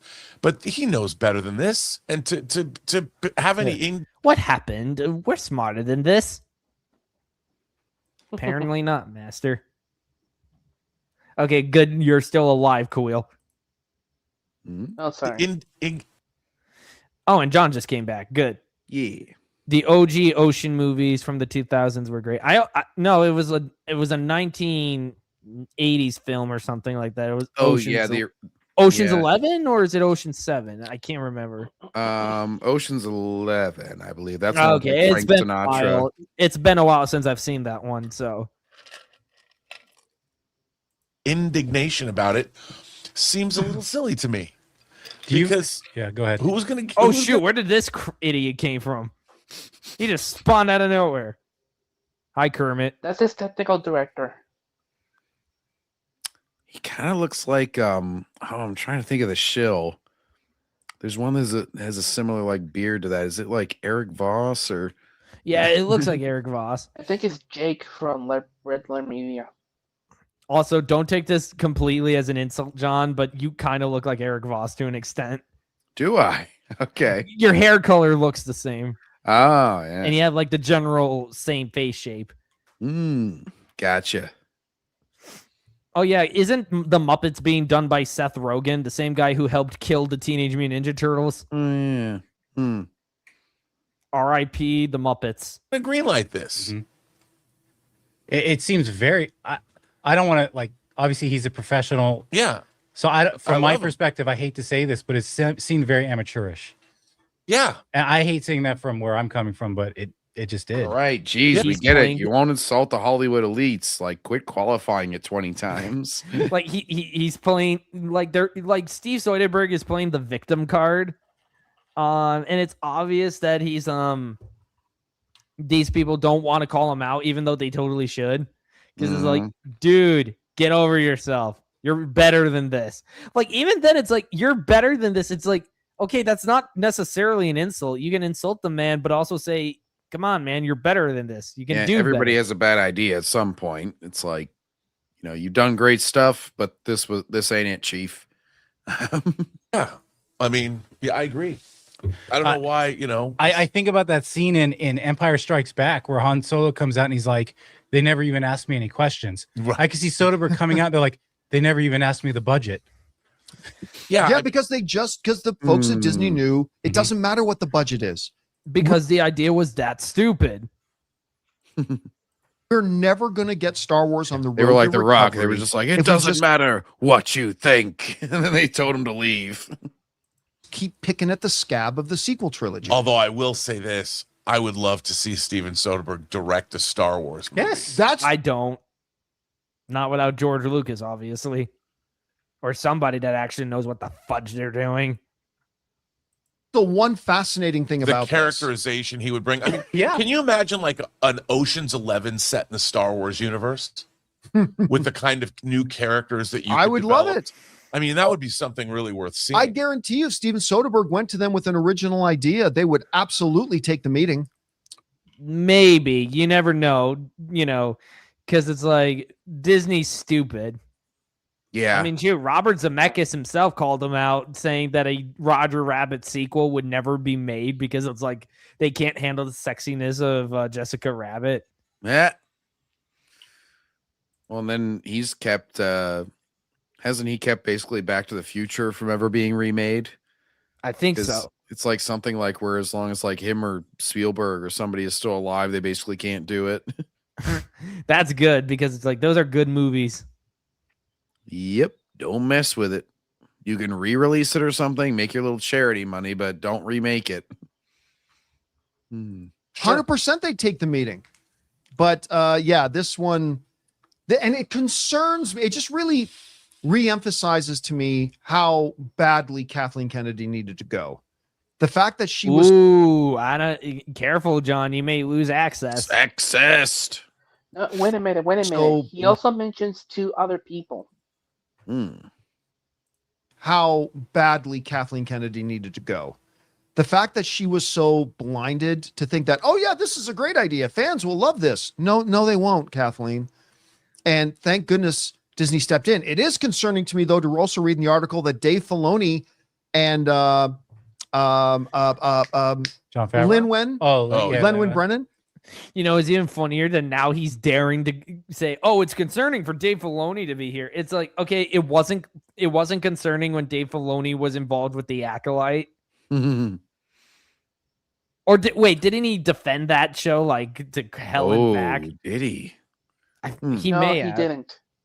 Okay. Oh, he didn't defend it. Okay, Let's never trying mind. to keep track of who Okay, actually... so it's like, basically it's like, okay, so you're concerned that he was attached, that he gave the green light to this, but you're not concerned that he didn't give the green light to something, to the Acolyte. I think overall, people need to realize that like Dave Filoni has had the same control that he has now that Kathleen Kennedy has gone, creatively speaking, for years. He's, he was intimately involved in like literally the whole narrative before Ahsoka season 1 came out was, this is Dave Filoni's baby. It's his character. He has all this control over this. This is his creative vision, 100%. And then when it sucked, everybody tried just to change their tune and be like, oh, Kathleen Kennedy has all the power. He couldn't have stopped her. Yeah, they said as long as they're alive, no remaking Back to the Future. Fans wouldn't like that either. Well, that's never stopped them before, that second part. So I'm pretty sure it's the him being alive part that's stopping them. His co-president of Lucasfilm, it's concerning to me that those two were also going to greenlight this. That was a little scary. And like, that's not good. Like, so Disney that's no good. Absolutely did the right thing to kill Unless this the thing. script was really great. I'm guessing which I would Ahsoka was imagine in it. Of course it wouldn't have been great. This is Disney Star Wars. Good writing comes to die here. Think about what he's got to work in. I mean, yeah, even if he makes like something that in a vacuum would have been good, it probably contradicts all the crap canon that they've made. Assuming, it doesn't, because it's like they obviously don't treat their books or comics that seriously because those have been retconned to hell and back. Oof. Yeah, it's supposed to be so connected now. Unlike that old EU where they actually bothered to read previous stuff and make it match up. Well, we was. But you know what? Even if the script read great, Yeah, I know. You cannot move on. You know what it's like? It's like trying to date a new girl when your ex-girlfriend is still your roommate. It ain't gonna happen. You can. Interesting. Oh no, not you, Mr. Mr. Who? He's an EU hater. Oh. I've dealt with this idiot before. And I believe he's also been on OG Star Wars' channel making a big stink as well. Damn. You ain't gonna happen. Your new relationship is not gonna make progress as long as your ex is still in the other bedroom. I mean, assuming she doesn't get... No, the policy is just wait until I give the order. What? Oh. He wants to put him on timeout. No, don't Banish don't him do to it. the Shadow Realm. Don't do it, Delay. Hold your fire. Stay on target. Keep him on watch, but don't. But wait until he says something actually retarded. You just worry Ain't about gonna his happen. powers. So yeah, it was the right move by Disney. Anyway, guys, question is for you. What do you think about this? Steven Spielberg, listen, I get the frustration. He worked on this for years. He really thought it was going to. I think it was the right decision in that for once Disney actually had some brain cells. Yeah. That's a strange analogy. Maybe he was self-projecting. Yeah, I was trying to think of a better one because that really doesn't match up really all that great. It's more like you start dating someone new and because they look like your ex or something like that. Like, haha, smart ass, Mr. Who. No, not you, John, not you. Take that back, you fiend, you say to Mr. Who. Yeah, I'm glad that idea was never going to get greenlit because it's like, God, who the hell would have gone to go watch it except for Raylos? Nobody. I can't imagine that it was a good script because the premise is so stupid. It's like, I'm going to start off, hey, Cat, here's my big sales pitch. The hunt for Ben Solo. It's like, but he died. And not only that, his body vanished, so there's nothing to hunt. We're going to hunt for his Force ghost. Oh, there he is. Yeah, it's like, why the hell would Han that be... would have been the movie. Like, it's obvious that there's no way they could have stretched that out for 2 hours. Let alone even one. We're hunting for you. It's well, I'm dead. I'm right here. Hello, I'm a ghost. Hello. We're hunting. We're hunting. Oh no. All right. So like this... the friggin' the Han Solo ghost is like right behind him. He's like, hey, I'm still here too. He's just like got a big beard at this point. He's just like, anyways, he's like cracking open a beer. He's just like, I don't give a shit about this, son. All right. So this one's been going on for a bit, but I haven't been able to find an article or anything saying anything about it. So I went to Ryan Cannell for this. Starfleet Academy disaster will kill Star Trek for good. Artist blames fans for failure. Oh, geez, where have we heard that one before? Because I heard they're apparently holding another show hostage unless this does, Soy Fleet Academy does well.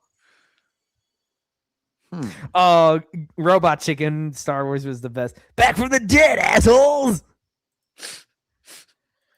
So, you guys, I had to go to sleep, so yeah, so I need to leave the stream. No problem. Good- We're covering good this deal. and then we're going. Yeah, good having you. See ya when we do. All right. I'll Okay. see you next week. Could I say it was cool having you? Puns. Where will we be without them?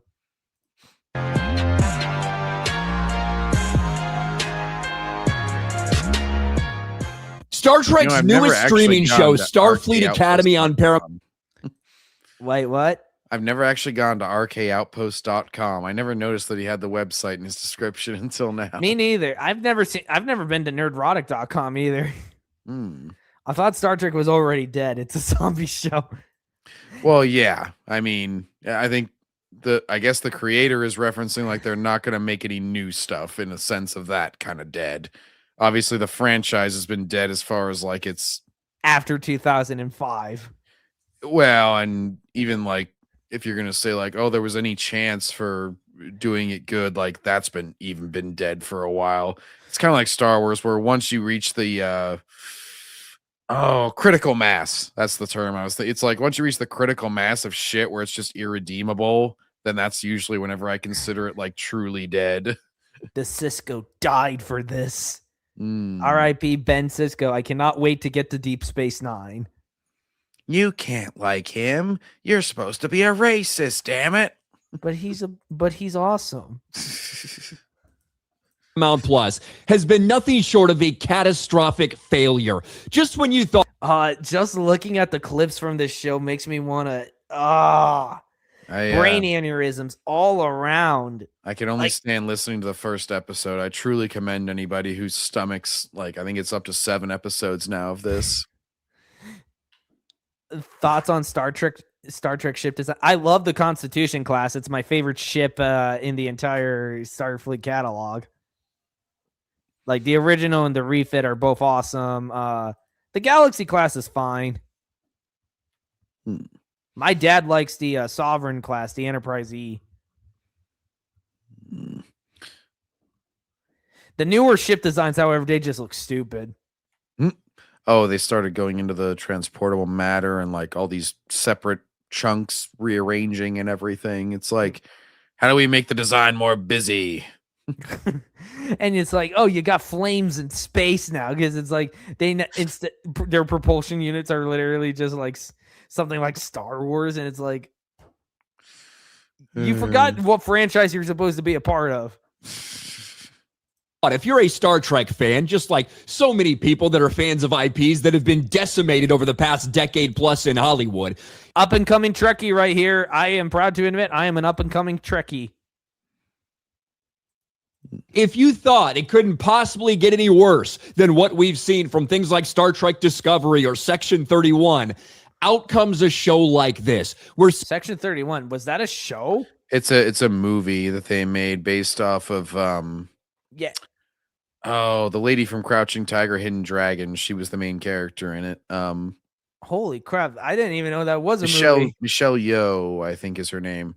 Yeah. So she appeared initially in Discovery. Yes, that character did, and Section 31 was introduced like back in the Good Trek. Deep Space Nine. Yes. Yeah. And yeah, because I saw Major Grin do a video on Section 31. Right. And so yeah, they're like, super secret, sort of more shady kind of arm of the Federation, and they operate behind the scenes to where like most of the Federation doesn't even know they exist. And then like whenever Kurtzman got his hands on them, he started like giving them like branding, and they're all wearing like badges, and they have like fucking marked ships and everything. It's like, guys, this doesn't really work for a secret organization. Garbageorian and Trash Goo movie will be awesome. Welcome, Yasin, to the stream. Yasin, no. My brother designed a starship, which was bought by Star Trek Online. Ah, nice. Do with that info as you will. I think Star Trek Online did quite a bit of that, as I recall. Like they were kind of commended for like they would take all the fan designs, and then like if they were good ones, like they would incorporate them into the game somewhat. So that was always a cool thing. Cool. Have to be honest, I really just recall the old Star Trek movies and show, but even there it is kind of hazy. I mean, my dad used to play Star Trek Online. He doesn't really do it as often anymore, but it was like I remember fooling around with that a bit whenever he let me use his account. Seemingly every single character, not only does it feel nothing like Star Trek, sound nothing like Star Trek, but every single character is like some woke checkbox that has been checked off and shoved in front of your face. I still cannot get over what they did to the lithium crystals in that show. I would say the main, like, there's a lot of canon breaking and just basic plot point destroying. And like this character's mere existence. Yeah, and like the whole dilithium thing with the burn, like that's obviously universe wrecking, like continuity and everything. But it's even if you were just to like be like, all right, I don't care about any of this. I'm just going to watch the show and judge it on its own merits. It's like even then it's horrible. The basic conversations that people have are just well, because you've been watching the original, yes. There's sort of a routine and a professionalism and sort of a procedure to each one of the things. Whenever they encounter a space anomaly or something, it's like, Mr. Spot, run this scan, okay, what do we have on? Can we communicate with it? Okay. It's very like they have military. Yeah, and because it was like the original series was written by the original series was written by a lot of war veterans. And like in the new one, it's like I think they've even made this comparison where it's like CW teenagers, but for some reason they're like Holly Hunter, who's like 60-something-year-old Star Trek starship captain, and it's like. Starfleet Academy, okay, you could get away with certain characters being immature, because some of them are students. The problem is they make the teachers act just as immature as the students. Like Holly Hunter running around barefoot, because I definitely know now that someone on that team had a foot fetish. And this lady who's supposed to be like, she's also on the bridge. She's supposed to be an adult. And none of them act anywhere near professional. And their emotional depth is also just like teenage level, where it's just like, oh, you shouldn't be a leader because you cheated during our leadership exam. Oh, well, how did I cheat? Well, you brought up something that made me lose my focus. And it's You just know, like, oh, it's even funnier because it's like, because Kirk cheated on the Moribashu test, and they let him pass. Yeah, he passed it because he cheated with the computers, being the only Star Trek captain to actually pass the test. I don't accept a no-win scenario, Bones. USS Defiant, Starfleet's Pimpan. Which USS Defiant? There were two of them. But yeah, I know which one he's talking about, but I'm like to mess with them because you have the Constitution class Defiant, which got sent flying into the mirror universe. Ooh. Yeah, because it was in an episode of Star Trek Enterprise. And I think, I haven't actually seen the Section 31 movie, but I think that's where Michelle Yeoh character comes from. She's like the mirror universe's like evil empress or something. And then she like comes to work for Section 31 in our universe, as far as what I've been able to glean from stuff that I've watched on it. I'm like, maybe I'll watch it for the lulls someday on, yo ho hoing, but yo ho ho we'll and see. a bottle of rum. The Romulan Republic in the original series Federation was the best thing about Star Trek Online. It got very woke later on when they put Star Trek Discovery into the game. That's probably why my dad stopped playing it. Oh, that's a shame. I didn't even know they kept updating it that far along. Yeah, I remember when they did the original series update. It was awesome. Like the loading screen, it would be like the viewport of the old Constitution class. Because again, I adore like that era. I love the uniforms. I love the Constitution class ship design. I love a lot of the retro technology. Like in my opinion, it's just like very awesome. It's like retro futuristic, where it's like honestly, still it's a like, lot of knobs and buttons, but Yeah. also it's not like that annoying Apple Store like sleek kind of look that they go for now and everything. It's like cool. And it's like I also like the uniforms in that one too, compared to like the Next Generation onward. It's like the Next Generation designs are fine. The Voyager ones I kind of don't care for. But it's like the original series ones, in my opinion, just work the best. This is the show you get. And it's been an embarrassment and a disaster. Whether it's ratios on YouTube, whether it's embarrassing performance and viewership, not even making the Nielsen charts in its debut week, despite 2 over-hour-long episodes to rack up that watch time. And losing to a stream where the only person they lost to a stream where all the guy did was put a Spock doll in his chair. Yep. Some dude, a YouTuber, as the Fox News host said. If I had $1 for every USS Defiant being a badass, I'd have $2. Yeah, well, and kind of the point I was getting to earlier as far as like, trusting YouTube or not. I kind of go by franchise in some respects. So like, for instance, with Jeremy, I'll never trust him on a Star Wars take. Well, actually, him I don't really listen to from any of the franchise, but like Nerdrotic, I have no doubt that he's a true Trek fan, and I'll trust his knowledge on Trek because Star Wars. Yeah, I mean, I've watched enough of his stuff that I'm like, yeah, he legit knows all this stuff, and he's been tried and true with everything that I've ever watched him cover on Star Trek, and it's like, so I sort of separate what the knowledge bases are for each person and whatnot. It's been bad, and the fans have made their opinions known, whether it be on Rotten Tomatoes sitting at a 45%, whether it's over on Metacritic at a 1.8 out of 10. And considering that these are sites that, get paid to alter reviews, it's like for them to let it sit that far down this long, sheesh. And I would say it's tough to determine whether this is the bottom of the barrel or not, because as far as disrespecting the existing characters and franchise, that one definitely goes to Picard seasons 1 and 2, especially. Yeah. Where they just shit all over Picard, tell him literally have some bitch tell him to shut the fuck up. And that he's a useless old man, etc. No problem, dude. Ooh. Take peace.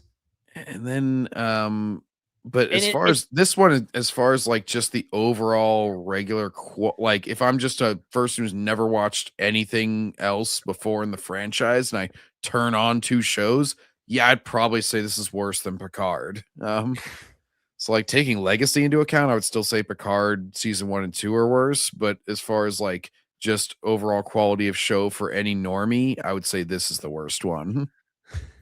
Or whether it's over on a place like Criticless, which is at a 2% audience score. Criticless is just toxic bad. grifters. Oh. And it didn't take very long until the shill media, the woke critics, the very same people who defend all of these garbage shows that come out, they came out to run defense. Star Trek Starfleet Academy is getting review bombed, and that's sad, but not surprising. This started immediately. Ryan's it's whiny funny. voice. Is Yeah, the we best, should. though. Yeah, we should know. We reviewed that one such article from the Mary Sue a couple weeks ago. Oof. Oh yeah, where she was still bitter about Nerdrotic fucking calling her out for not being even a fan. Isn't it? When the audience rejects something, but the critics love it. The critics call it review bombing. But what about when the audience Like loves that poster just looks freaking gay. Oh yeah, let's all lay and hold each other's hands. This is Star Trek, everybody.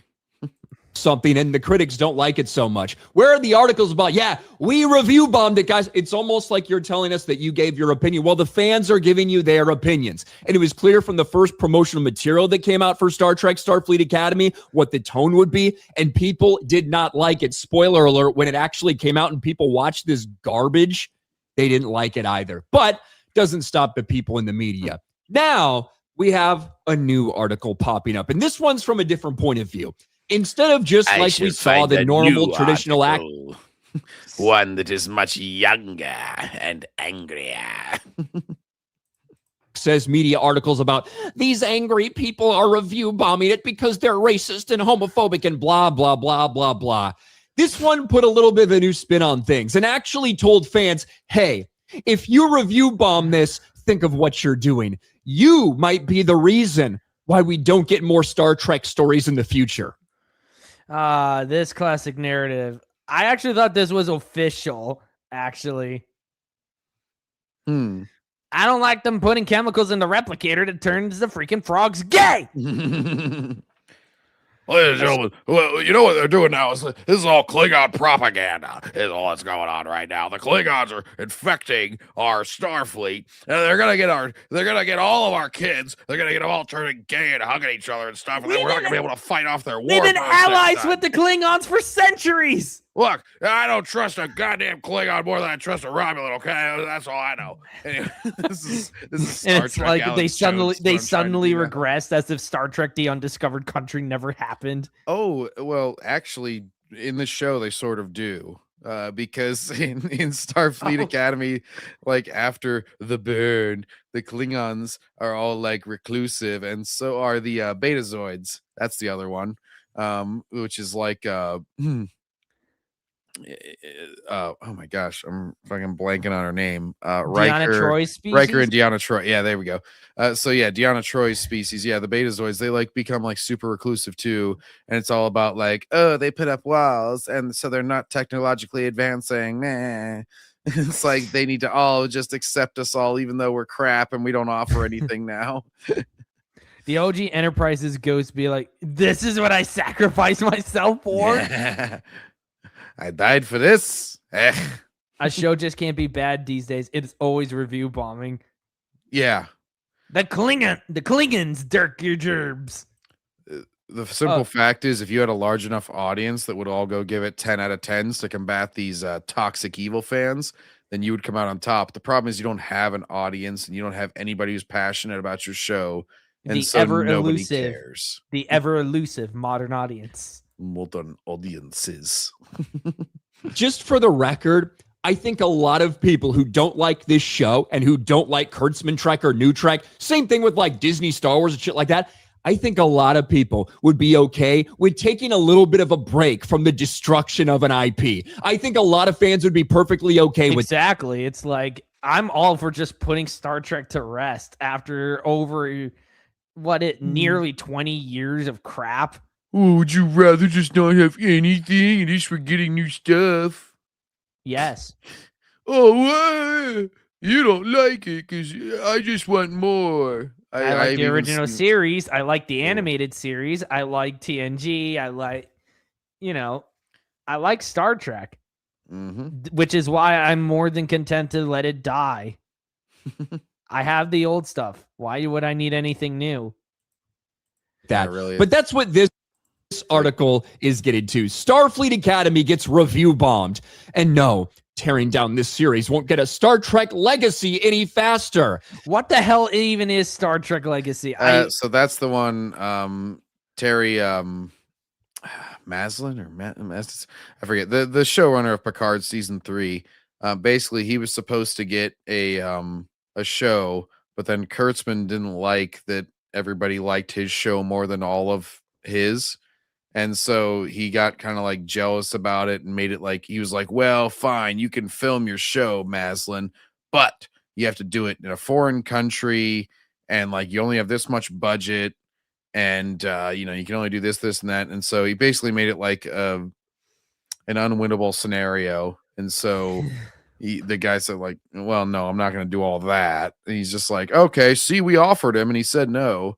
And so it was just like stacking the deck so that he could say, well, I like it too, but oh, well, too bad. Back to my stuff.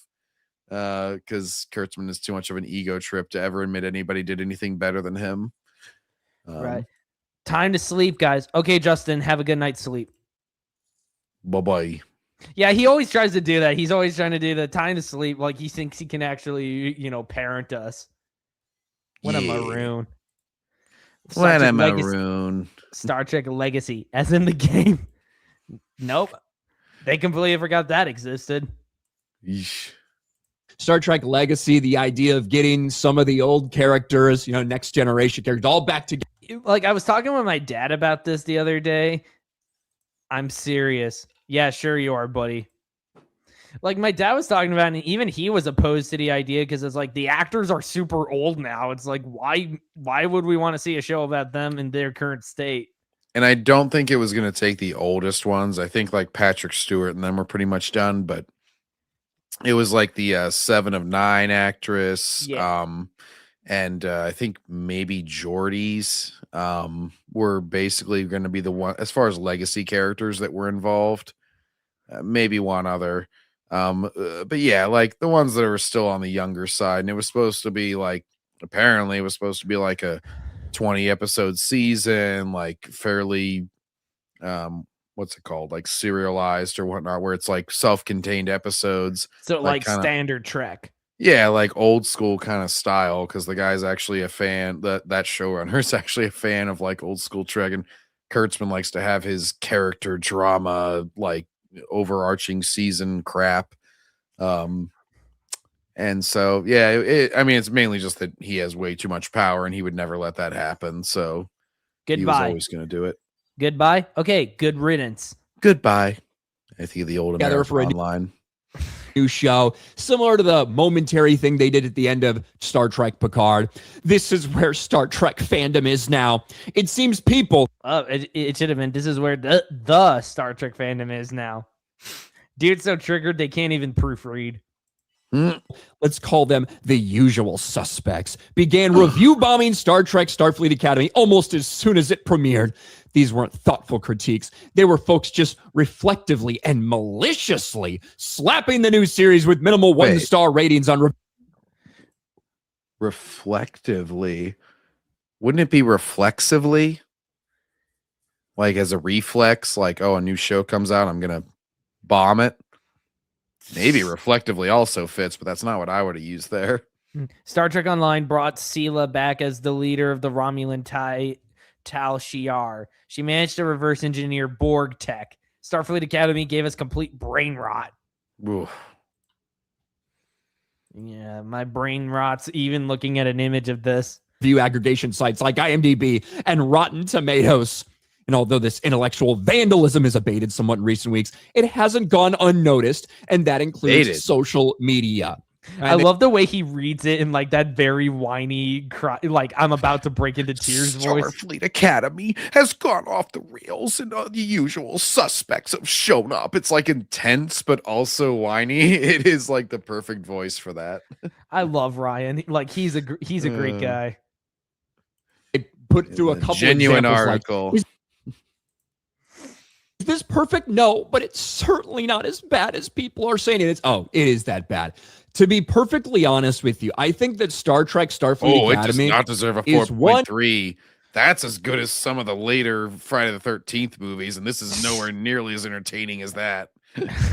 One of the worst shows that I have ever seen in my entire life.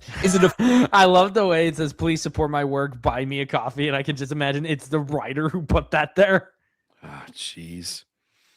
Offensive to me as, say, The Acolyte? No, because I'm not as big of a Star Trek fan as I am a massive, massive Star Wars fan. So that show was way more offensive to me just in terms of how much I despised it than Starfleet Academy. Starfleet Academy is just fucking horrible by every single metric. And the entire point of this article is to get... Like, I can't stand that show either. Well, that's, I think, actually... my brain has so many tumors from this, enough to make Deadpool puke. And he's wearing that mask. It's going to get really nasty. He's like, whoa, oh, God, it's trapped in here with me. No. Why did you lift the mask? I need to get it off. But it's so sticky now. Ow. But no, it's like Ryan's a good litmus test to kind of what I was talking about before, with like the normies probably, like, because as far as Star Trek goes, like he just said, he's more of a normie. He's not like super invested in that franchise. And so it's like, yeah, just viewing this even on a surface level, this is horrible, even without him knowing like the continuity errors that it brings up, or the, you know, the canon errors and everything. It's like, no, this is just horrible, just based on listening to these people talk and act, and like just what is like written. Anyone with eyes and a functioning brain can see that this is a horrible show.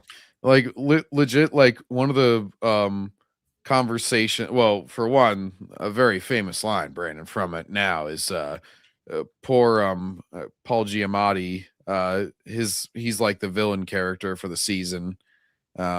He goes, you know, I think it's like fate or something. He's like, fate is like an origami chicken. He's like, it folds.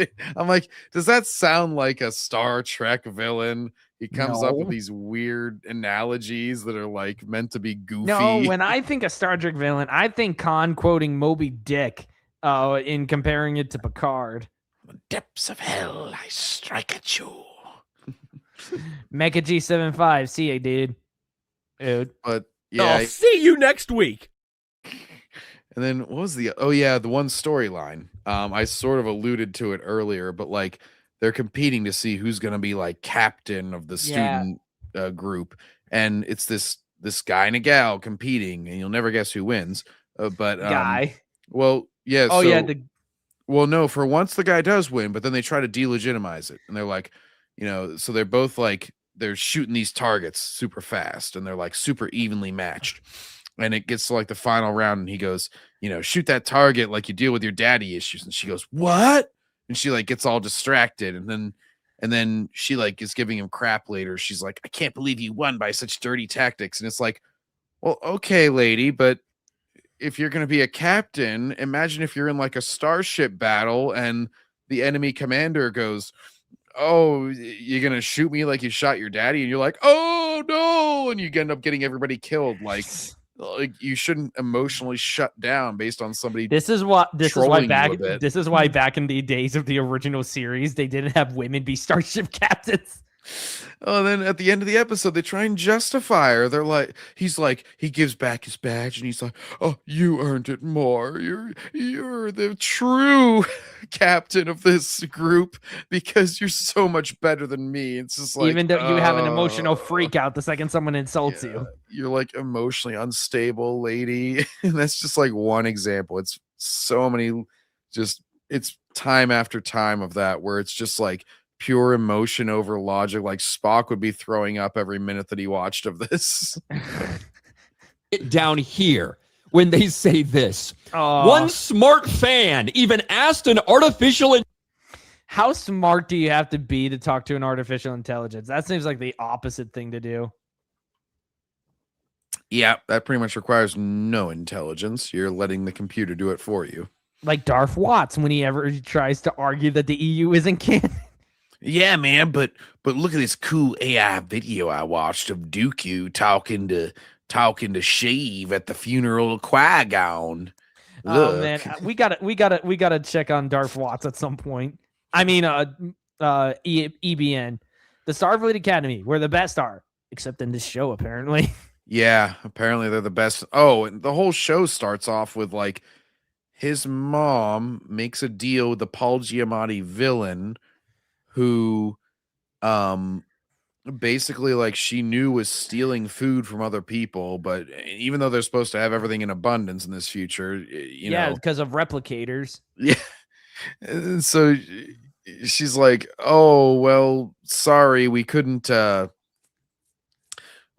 ahead and get you your food, and now we're gonna arrest Paul Giamatti." This is Holly Hunter's character comes and she's like, "Well, we're gonna arrest Paul Giamatti, but we're also gonna arrest he kills you." a Federation officer. Yep. And he kills an officer, and the mom knows full well that he's a villainous type and that he's doing all of this illegitimately, and yet she constantly plays the victim of like, "Oh geez, I was just trying to get it for my kid." It's like the Sandman in Spider-Man 3. It's like, well, yeah, sure, you have a very sympathetic story, great, but you also You're still a did bad commit- guy.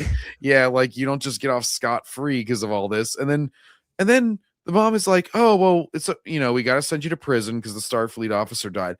But, you'll get visitation. You'll be able to see your kid a couple times." I forget if it's like, Oh, no, wait. They don't even call it a prison. She says at first it's a rehabilitation center. And then Oh, it's yeah, later you're that she right. says, oh, she broke out of prison. That's right. That's why I didn't remember that, right? Because, yeah, they contradict it later. But, yeah, so she makes her that offer. And then, yeah, the freaking mom gets taken away. And then, yeah, the kid's like, "Oh, no, go get this." And Holly Hunter has to act like a dumbass and leave the kid alone. It's just like at the end of freaking Andor season 2, whenever she's like, "Oh, we caught you, Luthen." And she like turns around as he's holding the sharp object in his hands. She's like, "I sure hope you don't kill yourself. That would be very inconvenient for me. Do. Let me look around over here." It's like, oh no, who could have possibly foreseen this other than John as he was watching, screaming at you to not turn around? intelligence bot.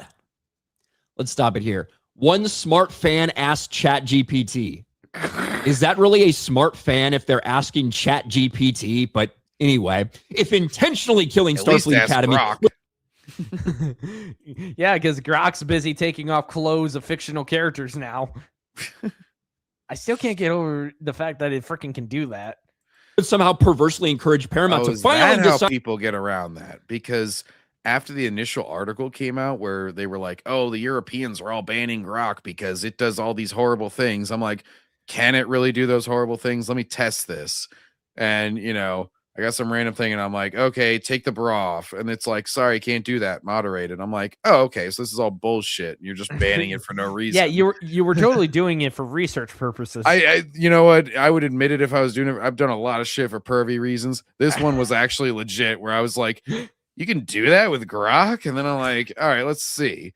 And it's like, because it's, I forget what nations it is, but like several of them now are just like, "Oh, X is bad and we're going to ban it because it can do this and that." And I'm like, "Okay, let's test this theory." And literally every time it's just like, moderated. Can't do that. Yeah, Moderated. I've seen it before because it's like I've experienced like the dark corners of the internet, and I have tested out a few AI things. They always do like, oh, you can do this, you can do this, you can draw sexy pictures and all that. And I'm like, okay, let me test this, and it won't freaking let you do it. Like it always will block it. It's like it's all moderated. I don't know where the hell these guys are.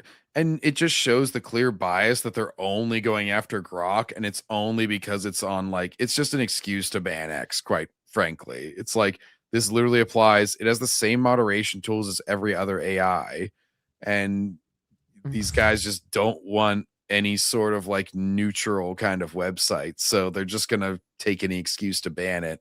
And their citizens will be like, well, they said it's for against, CP and all this stuff. And it's like, Try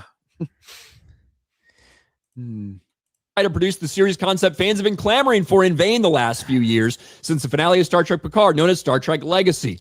Legacy was never happening even before this. I hate whoever wrote this article. It's like I literally heard nothing of Star Trek Legacy until this very week. That show was shut down like probably weeks or months after And seriously, like who the Picard heck would season want 3. Who the heck would want more of Star Trek Picard? Like, even if season 3 is good, that doesn't justify the first 2 seasons of crap. Yeah, it would basically just be like trying to get Terry Maslin more work, but like even then he's going to be working under the Kurtzman banner. It's like with Disney Star Wars. It's like even if by some miracle they make something good, that doesn't fix anything. You're not a real Star Wars fan because you like only this one thing, because it's part of an entire collective whole of crap. Well, and even like to get to Picard season 3, they had to basically like shit on the first 2 seasons very obviously in the show, where they're like, well, he's an android now, because that happened at the end of Picard season 1. Like his son's talking to him and he's like, oh, talking to a Riker, and he's like, well, he's just a machine actually. And Riker's like, well, he's still the same man underneath. Like they basically had to like shoo season 1, get out of here. Like, and then I forget, like season 2, they just completely disregarded, because like in season 2 of Picard, they have like the Borg become like this nice species with like this queen, because they do a whole time travel thing where like their friend becomes like the Borg queen in the future and shit. And then it's the Borg. Well, then literally in season 3, they're like, the Borg haven't been seen for 10 years. And it's like, but what about season 2? That was like last year. Like, no, the Borg haven't been seen in 10 years. Shut up. Don't talk about season 2.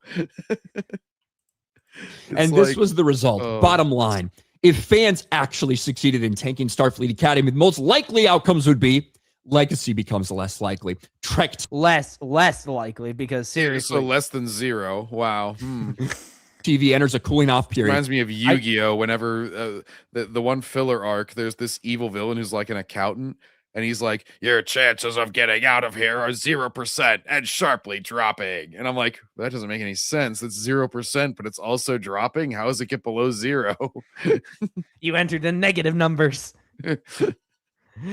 Trek TV entering a cooling off period, like that seriously does not sound like a bad thing. Like it's literally what it needs.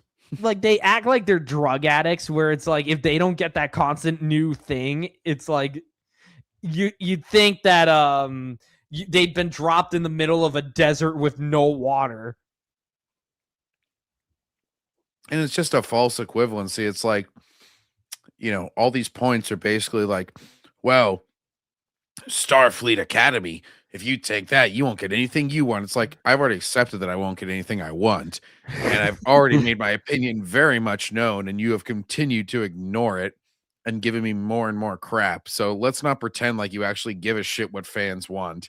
None of this would have happened if you gave a shit what fans wanted. And then they're like, oh, you just have to support it until you hope it gets good at some point. It's like, that's such a loser behavior. Of course not. Ugh. Executives grow wary of the audience. The franchise loses momentum and budget. Ironically, the best way to get Star Trek Legacy would be to demonstrate Star Trek as a whole is still worth investing in, not to prove that even devoted fans will abandon it. Do you really? This is like a Okay. dangling carrot to get you to keep supporting everything. If you're just going Okay, to keep, yeah.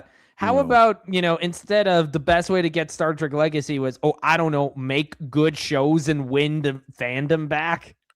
if they wanted to make Star Trek Legacy, they would have made Star Trek Legacy.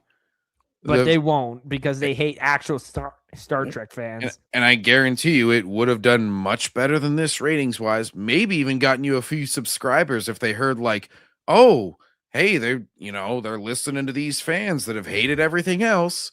Maybe like they're actually listening to people, but you didn't do that. You listened to freaking Kurtzman, and you're always going to listen to him, and it shows just a lack of confidence in anything. Need that fix. New show. And That's how retarded this is. Quite frankly, I get like, if you're gonna have, I don't subscribe to the like, oh, if you don't like it, just ignore it. It's like, nah, you need to document it and combat the narrative, because if everybody just stays silent who doesn't like it, then guess what? That allows the bad to just continue festering. Yep. And you only infecting. have shills talking, and guess what normies are going to see? They're going to Google, Starfleet, Tales of the Jedi, and you're going to get the fake show instead of the actual well-written comic. Well, and the general narrative will become like, oh, wow, I only find positive reviews for this new Star Wars stuff, so I guess the new Star Wars is good. It's like, no, you need to have dissenting voices. That's why I cover the freaking games, even though some people give me crap for it. I'm like, nah, I don't want only show reviews being out there. I want to make my voice heard. Exactly. Same from with an me when standpoint. Same here. I have to check out Your Friendly Neighborhood Spider-Man because someone's got a crap on it. But it is. Hey, even though this is garbage, even though this is crap, if everyone just supports it and says that you like it and watches it anyway, we'll get slightly better slop in the future. One of the idiots that serves as my enemies said to me once that it's like, he said this to me a couple times, that if I truly was a fan of something, I wouldn't want it to die. And I'm like, it's not going to get any better in its current state with the people in charge. How the hell can you have good Disney Star Wars or good Kurtzman Trek or good modern Marvel? You can't. Modern Marvels. That was a History Channel show. But no, I'm talking the comics, man. Yeah, I know what you mean. But no, it's just kind of a loser, man. It's like kind of, I'm trying to think of the analogy. It would be like, it's like the drug dealer, or it's like the druggy friend who's like, well, yeah, man, but you got to give me money just to get one more fix, and then I'll totally swear off of it. It's like, and then you give them the money one time, and they're just like, okay, and they just like immediately shoot up heroin again. It's just like, oh, what the hell? And they're like, oh, okay, you got me. One more time though, and I swear I'll be off. Like this, instead of heroin, it's a bad show. It's like, one more time. Oh, bad show. Sorry, but if you support that bad show, then maybe I'll give you a good one. Oh, sorry, I gave you another shit show. Sorry. Anyways, it's like you're just looking. You're fueling the abuser at that point. It's ridiculous. I promise. I would expect something that deranged from this person. This is the author of this, by the way, Janet Nance. She almost looks like Sawyerism from her profile picture. That. I don't know if Janet. Oh God! Sweet mother of mercy! Oh yeah, they covered this lady on freaking FNT too. Yeah, it's like they said it was like what was it? Oh yeah, it was trans penguin. Yeah, it does look like Danny DeVito a bit. Yeah. I apologize, Danny DeVito. I wouldn't He's demean like, what's you your freaking problem? I don't look nothing like that. Was this person's given name? This is the actual profile picture. I'm not fucking with you. I'm not messing around. This is the person who wrote this article about bigoted Star Trek fans. We give them crap for hiding behind, anime profile pictures and all that. Mm-hmm. But when I see images like this, I'm like, go back to the anime profile pictures. Well, you know what's funny is, and I'm pretty sure most of them look like this. The people who always give me, they're like, oh, look at you wearing that stupid mask. And, I have the Ghost of Tsushima mask in my profile pic that I use on most things, including X and everything. and or they'll be like, oh yeah, big, you're balding or whatever, which is always weird. Because I'm sort of like Ryan. I just have a big no, I'm sort of like Ryan, and then I just have a big forehead, and people think that it means you're balding. Oh, yeah, I know another guy who has a big forehead. Yeah. And so but like it's always the people that are pointing out your appearance, and then undoubtedly the person who says that does not have their real self in their profile picture. It's not always an anime one, but either it's it's that, or it's the generic little stick figure guy, or it's like some other character or something. I'm like, you don't get to insult someone's appearance unless you're willing to show your appearance. Like, sorry, that's just the rules. I think somebody recently on Twitter tried making fun of my Twitter profile picture, which is Dan Mora's Optimus Prime art, which is like, I seriously don't get why people are giving him crap for his art on Transformers. But it's like, dude, you don't even look like you have your actual profile picture. What the hell? Yeah, it's like, it's just maximum hypocrisy at that point. Like, seriously, I still don't get the hate for Dan Mora. Like, I think his DC work is overrated, but his Transformer stuff has been amazing. I love it over there. Slanish worshiper. I don't know who Slanish is. You made that reference once before, and I still don't know what it is. Explain. Great Odin's Raven. So, bombing Starfleet. Brandon, the friggin' X link I just put is what companies should use as their overall attitude towards Knight's things. Path. They made a recent one that made them even more based. Where okay, give me a second. I'm gonna stop sharing this, and then I'll go right to this, and then we'll go back to the video because we gotta wrap this up. Yeah. Games should be judged by gameplay, and that is what you seem to be doing. All the buzz on social media doesn't really matter. If we release a crappy game, our game will flop. It is as simple as that, and I 100% agree with you on that take. Oh yeah, because they're like the person was basically initially on them like, oh, they liked my thing before they realized that I was like saying that they're catering to like a culture war or whatever, and they basically said like, oh no, we no, like if our game sucks, then we agree it should fail. And then the person immediately afterwards is just like, wow, I really appreciate that response. It's like they're winning people over one person at a time. And it's like, instead of being like, no, keep consuming our crap until we maybe will give you something good, every company should just be like, well, if we release something bad, I guess it'll fail. And we're not going to blame review bombing. We're not going to blame fans. We're not going to blame any of this. Slanish is the chaos god of excess in 40K. Okay. Now I get it now. I'm not a 40K fan yet. I might. Yeah, I'm very freshly into it. Like, okay. But my yeah, brother and I were, that's literally why I was late for everything tonight. I was about to ask you, like, what was Knight's Path going to be on, but it's on Steam. Okay. Yeah, the problem is, although I haven't gotten any word on a console release yet, but I will say they're very responsive on their social media team, and I have gone like, PS5 release when, and they have liked each time that I've asked for it. So I think they're probably working on it. Probably Sony I hope is so, like, because my laptop can't run stuff. I'm scared of running Arkham Origins on this because I have the season pass for Arkham Origins on this thing. So it's like I don't want to run it on my crappy laptop and risk destroying the one thing I need for my YouTube career besides my phone. My guess is that Sony would probably be trying to censor them if they're trying to make like attractive women characters or any sort of like values that they disagree. Sony's probably like, can you modify this, and this before you release on our store? Nah, I'd buy Knight's Path. They're pretty cool people. I actually started following them because of you. And the background NPC was covering them recently, and they said they would offer her some voice work. She's a good YouTube channel. She's one of the she's one of those pick-me's, as the shills would say, because she doesn't agree with the hive mind. So sort of like Star Wars Theory, or yeah. Well, no. Wait, not Star Wars Theory. Like more of like a. I'm trying to think. They call them pick-me's whenever it's like a woman or a person of color who. So like Maloney Mac. Yeah, you could say like that. Like some of her opinions I agree with, some of them don't. But like, yeah, no, yeah, kind of like in that vein. You're right. Yeah, or like a Jester Bell or something. I think you're a fan, right? Yeah, so, I do follow Jester Bell on the regular. Someone accused me of being a simp for her earlier today. Yeah. Well, that's the funny thing is that she made the background NPC made very clear, like she's always referencing her husband and stuff. And because Asmongold is actually how I discovered her. Like he was doing like a watch along of one of her videos, and then he was like, "Wow, she only got like 1,000 subs. Boys, we gotta go. Everybody go subscribe." And then she got like 200,000 subs or something, and like majorly exploded. And because she made like a really cool like gaming related video.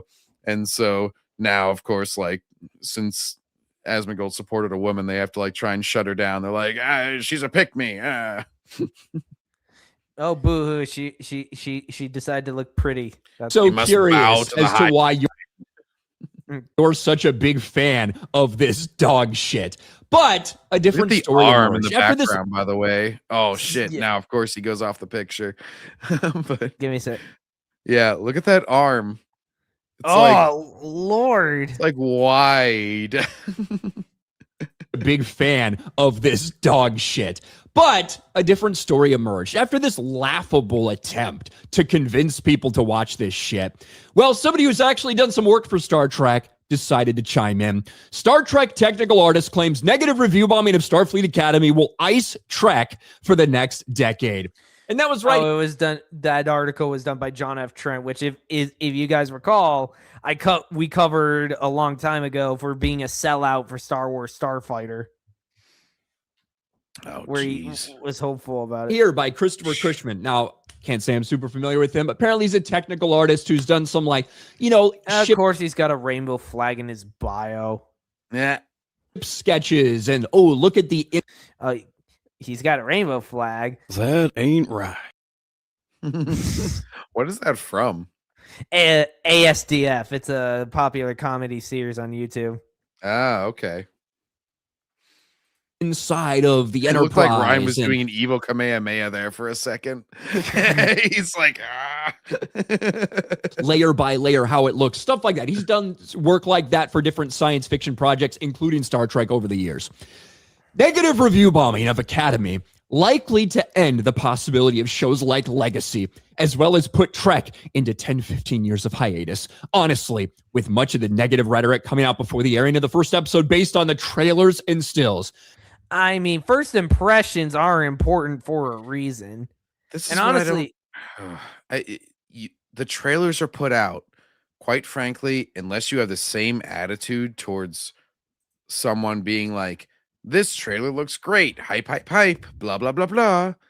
If you condemn that, then maybe you have some grounds and just say, don't prejudge anything. I still think that's a stupid stance, but at least you're being consistent. But the problem is that people will be like, oh yeah, hype, hype, hype, that's fine. But don't be negative towards the trailer. You can only be positive towards the trailer. It's like, well, I can either judge it by the trailer or I can't. You got to be consistent. They only want to shut down anything bad about the trailer. Very telling. Like, honestly, I would not mind Star Trek going into dry dock for 10 years, maybe even 15. Maybe by then they'll fix it. That's literally how it got revived. This is especially funny with Star Trek. I mean, the original series died, and then they had the movie years later. I mean, shoot, Teenage Mutant Ninja Turtles. It was like they took a hiatus, and then they came back and they gave us what many people considered the best TMNT show with the 2003 adaptation. Mm-hmm. Good video game too. Yeah, I mean, to be fair, sometimes it can get even worse. It was like Sonic took a hiatus for like 5 years after Sonic Forces came out and became the internet's latest punching bag. And then they basically hired a guy who's literally like Dave Filoni 2.0. And now Sonic's in even a worse position than ever before. Like, the dude deserves far better for someone who was actually able to challenge Mario. Wasn't it Sonic has sort of been in a downward spiral since that what was it, like the Sonic 2006? Yeah, Sonic 06. Then, I mean, even then, that game was like a messy development. It was like, if you look at the behind the scenes for that game, it was like, oh god, Because it's like somebody actually went ahead and fixed all the issues with it, and people are claiming, oh, 06 could have been good if they actually had fixed it.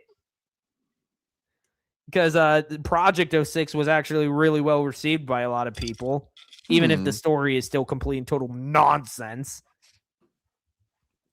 Yeah, you don't like those cutscenes with Sonic with a chick? No, not quite. Not really. I wonder if the fourth movie will have Rogue the Bat. Oh, God, I'm still terrified about that movie. I mean, I'm glad that they're not going we hired Cindy Robinson route to do the voice again because she's terrible. Like, they got Christian Bale, and I'm like, okay, I'm still worried about the writing. Like, I'm still terrified. I'm just picturing Christian Bale doing his like lights rant, but he's doing it as like a Sonic character. Oh no, it's her. It's her. It's the voice actress for Anna. From Frozen. Okay. Oh, Kristen Bell. Yeah, that's who I was talking about. Okay. You said Christian Bale the first time, and I was like, sorry, I must have mispronounced. Whoops. So this guy, picturing like Sonic walking around, he's like, my fucking lights. He's like doing the Christian Bale freak out.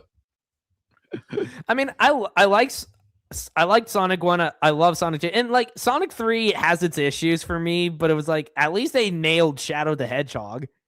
Like I have a higher I'm more cautiously optimistic for that than I am for Galaxy. Like Galaxy is just going to rip my heart out and crush it right in front of my eyes. It's going to be slop filled with, of course, none of the women characters will ever need rescued like they do in the actual Mario games. Just hearing that Brie Larson's going to be doing the voice of Rosalina is just like, why in God's name do you want me to suffer? Why in Primus's name? I can't sleep. Oh, dude, get a life! Touch grass! I can't sleep. I'm sorry. Congratulations. Go bother someone else. Screenshots this freak's Substack article and says that look at what could happen if you review bomb this terrible fucking show. If it gets accurate ratings, they might not make as much dog shit. Heaven forbid. This. Oh, if you don't like this, this is not going to get made. It's like this strategy never works because I remember I saw somebody cover Scott the Woz cover this. It was like Nintendo tried the exact same strategy with Chibi Robo, which was a very minor franchise that they completely mishandled. Like at every opportunity, they just ruined it. Because it was like the last game he ever had was like a very bare bones, crappy 2D platformer on the 3DS. And they're like, if this doesn't sell well, you won't get any more Chibi Robo. And yeah, the game bombed. And now Chibi Robo is just one of Nintendo's more forgotten mascots. Well, the thing is, like, even if let's say everybody went out and supported this based on this premise, like, well, we need to keep the franchise healthy. So we're going to go out and support all this crap. You know what they're going to take that as? They're going to go, oh, they must like this. Let's make more stuff like this. Like, as if we need another Star Trek Academy. Like, why on earth would they completely veer in the opposite direction if something was successful? The only way you can send a message is to make it unsuccessful. Like, that's the only logical conclusion. And it's not even like true that that franchises need to have momentum or whatever. Like Final Fantasy VII Remake, everybody said that like, oh, Square is only going to do that if they're backed into a corner, if they're basically forced to do it. And it turned out to be true because, after 15 and like 14 was still going strong, but they were like, our franchise is sort of on the ropes. We need to like throw a big mega bomb. They're like, fuck it, 7 Remake. We'll do it 2020. It's like it only happened when their backs were put up against the wall. And you basically need to force these companies, and the larger the corporation, the more you got to force them to do what you want. Yeah. Hopefully sooner or later we'll get Disney to sell Star Wars. By darn it. Yeah. Or at least like go, everybody's fired and we decanonized everything we made so far. We're so sorry. Here's a new guy who you guys wanted. Maybe that's what we should want. Not because people are fake review bombing, because people are leaving their genuine opinions and they're turning it off if they don't like it, and the ratings are in the gutter. They're in the toilet. That's what should happen when you. They're in the alleyway behind the dumpster of that one bar you hit, like when you got no other place to go. The dive bar.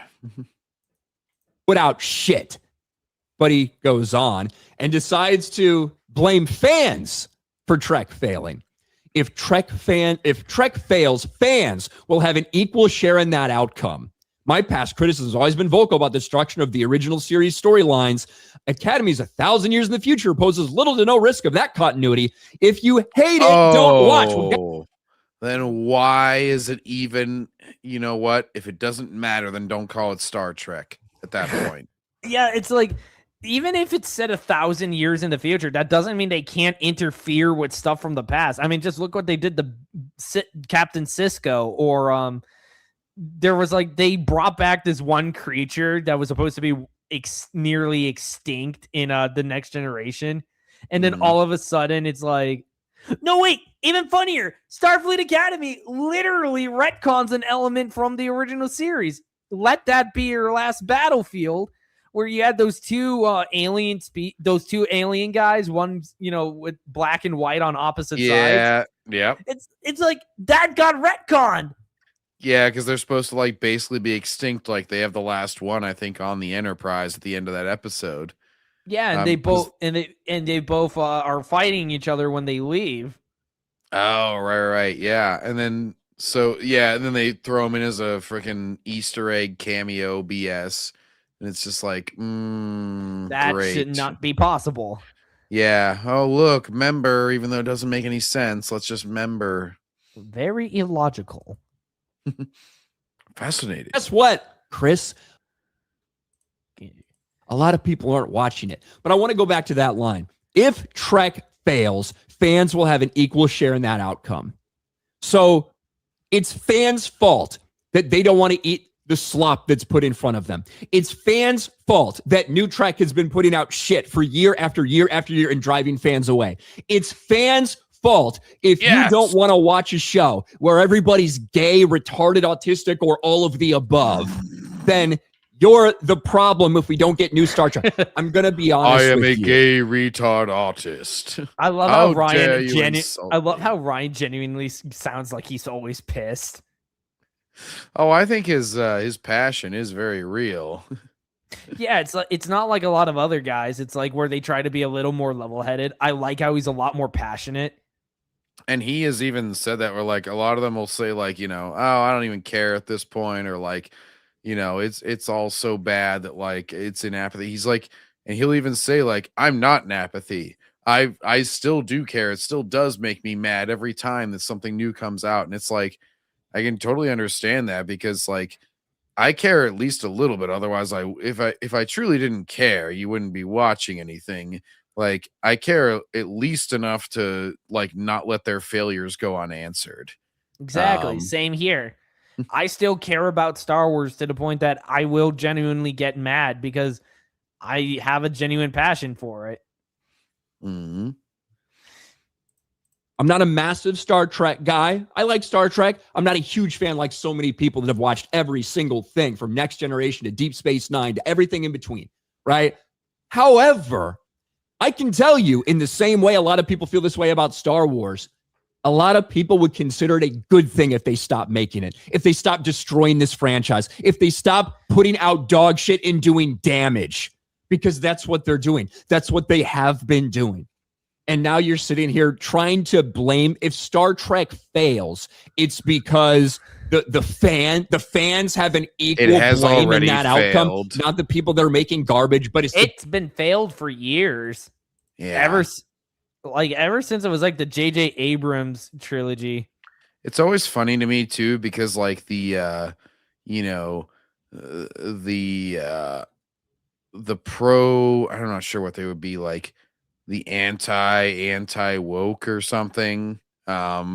YouTubers that come out that are always like a response to people like Ryan, like Eric debunks. Yeah, they're always like, oh, it died. Why if it's how many times can it die? It's like, well, you don't seem to understand. It's not currently dying. Like that is past tense. It is dead. And now we are covering the rotting corpse. Like, yep, at this just point, got to keep on patrol. Yeah, Star Trek and Star Wars are long since dead. And you've reached apathy at best and still continued rage at worst.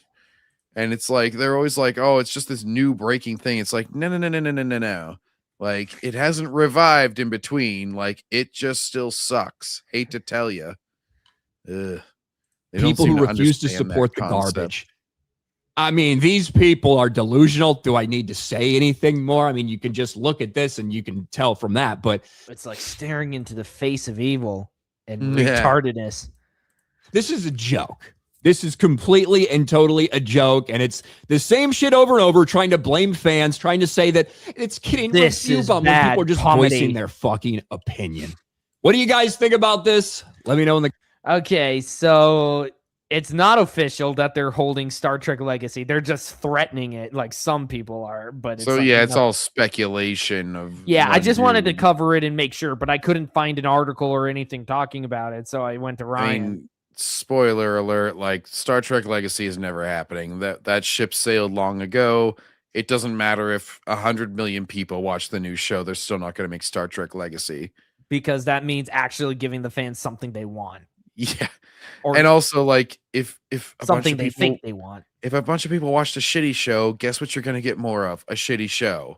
Like, Exactly. the logic that, oh, watch shit so that you can get something good. It's like, why would they bother if they know that the shit can get them good viewership? Like, that doesn't even make any sense. Exactly. Well, this has certainly been an interesting stream to cover. If you guys like what you see here today, make sure to subscribe to my channel. John, also make sure to sub and check out John's content. He streams consistently every week. Links in the description below. And until next time, fellas, always make sure to stay awesome. I'll see you next week. See ya, guys.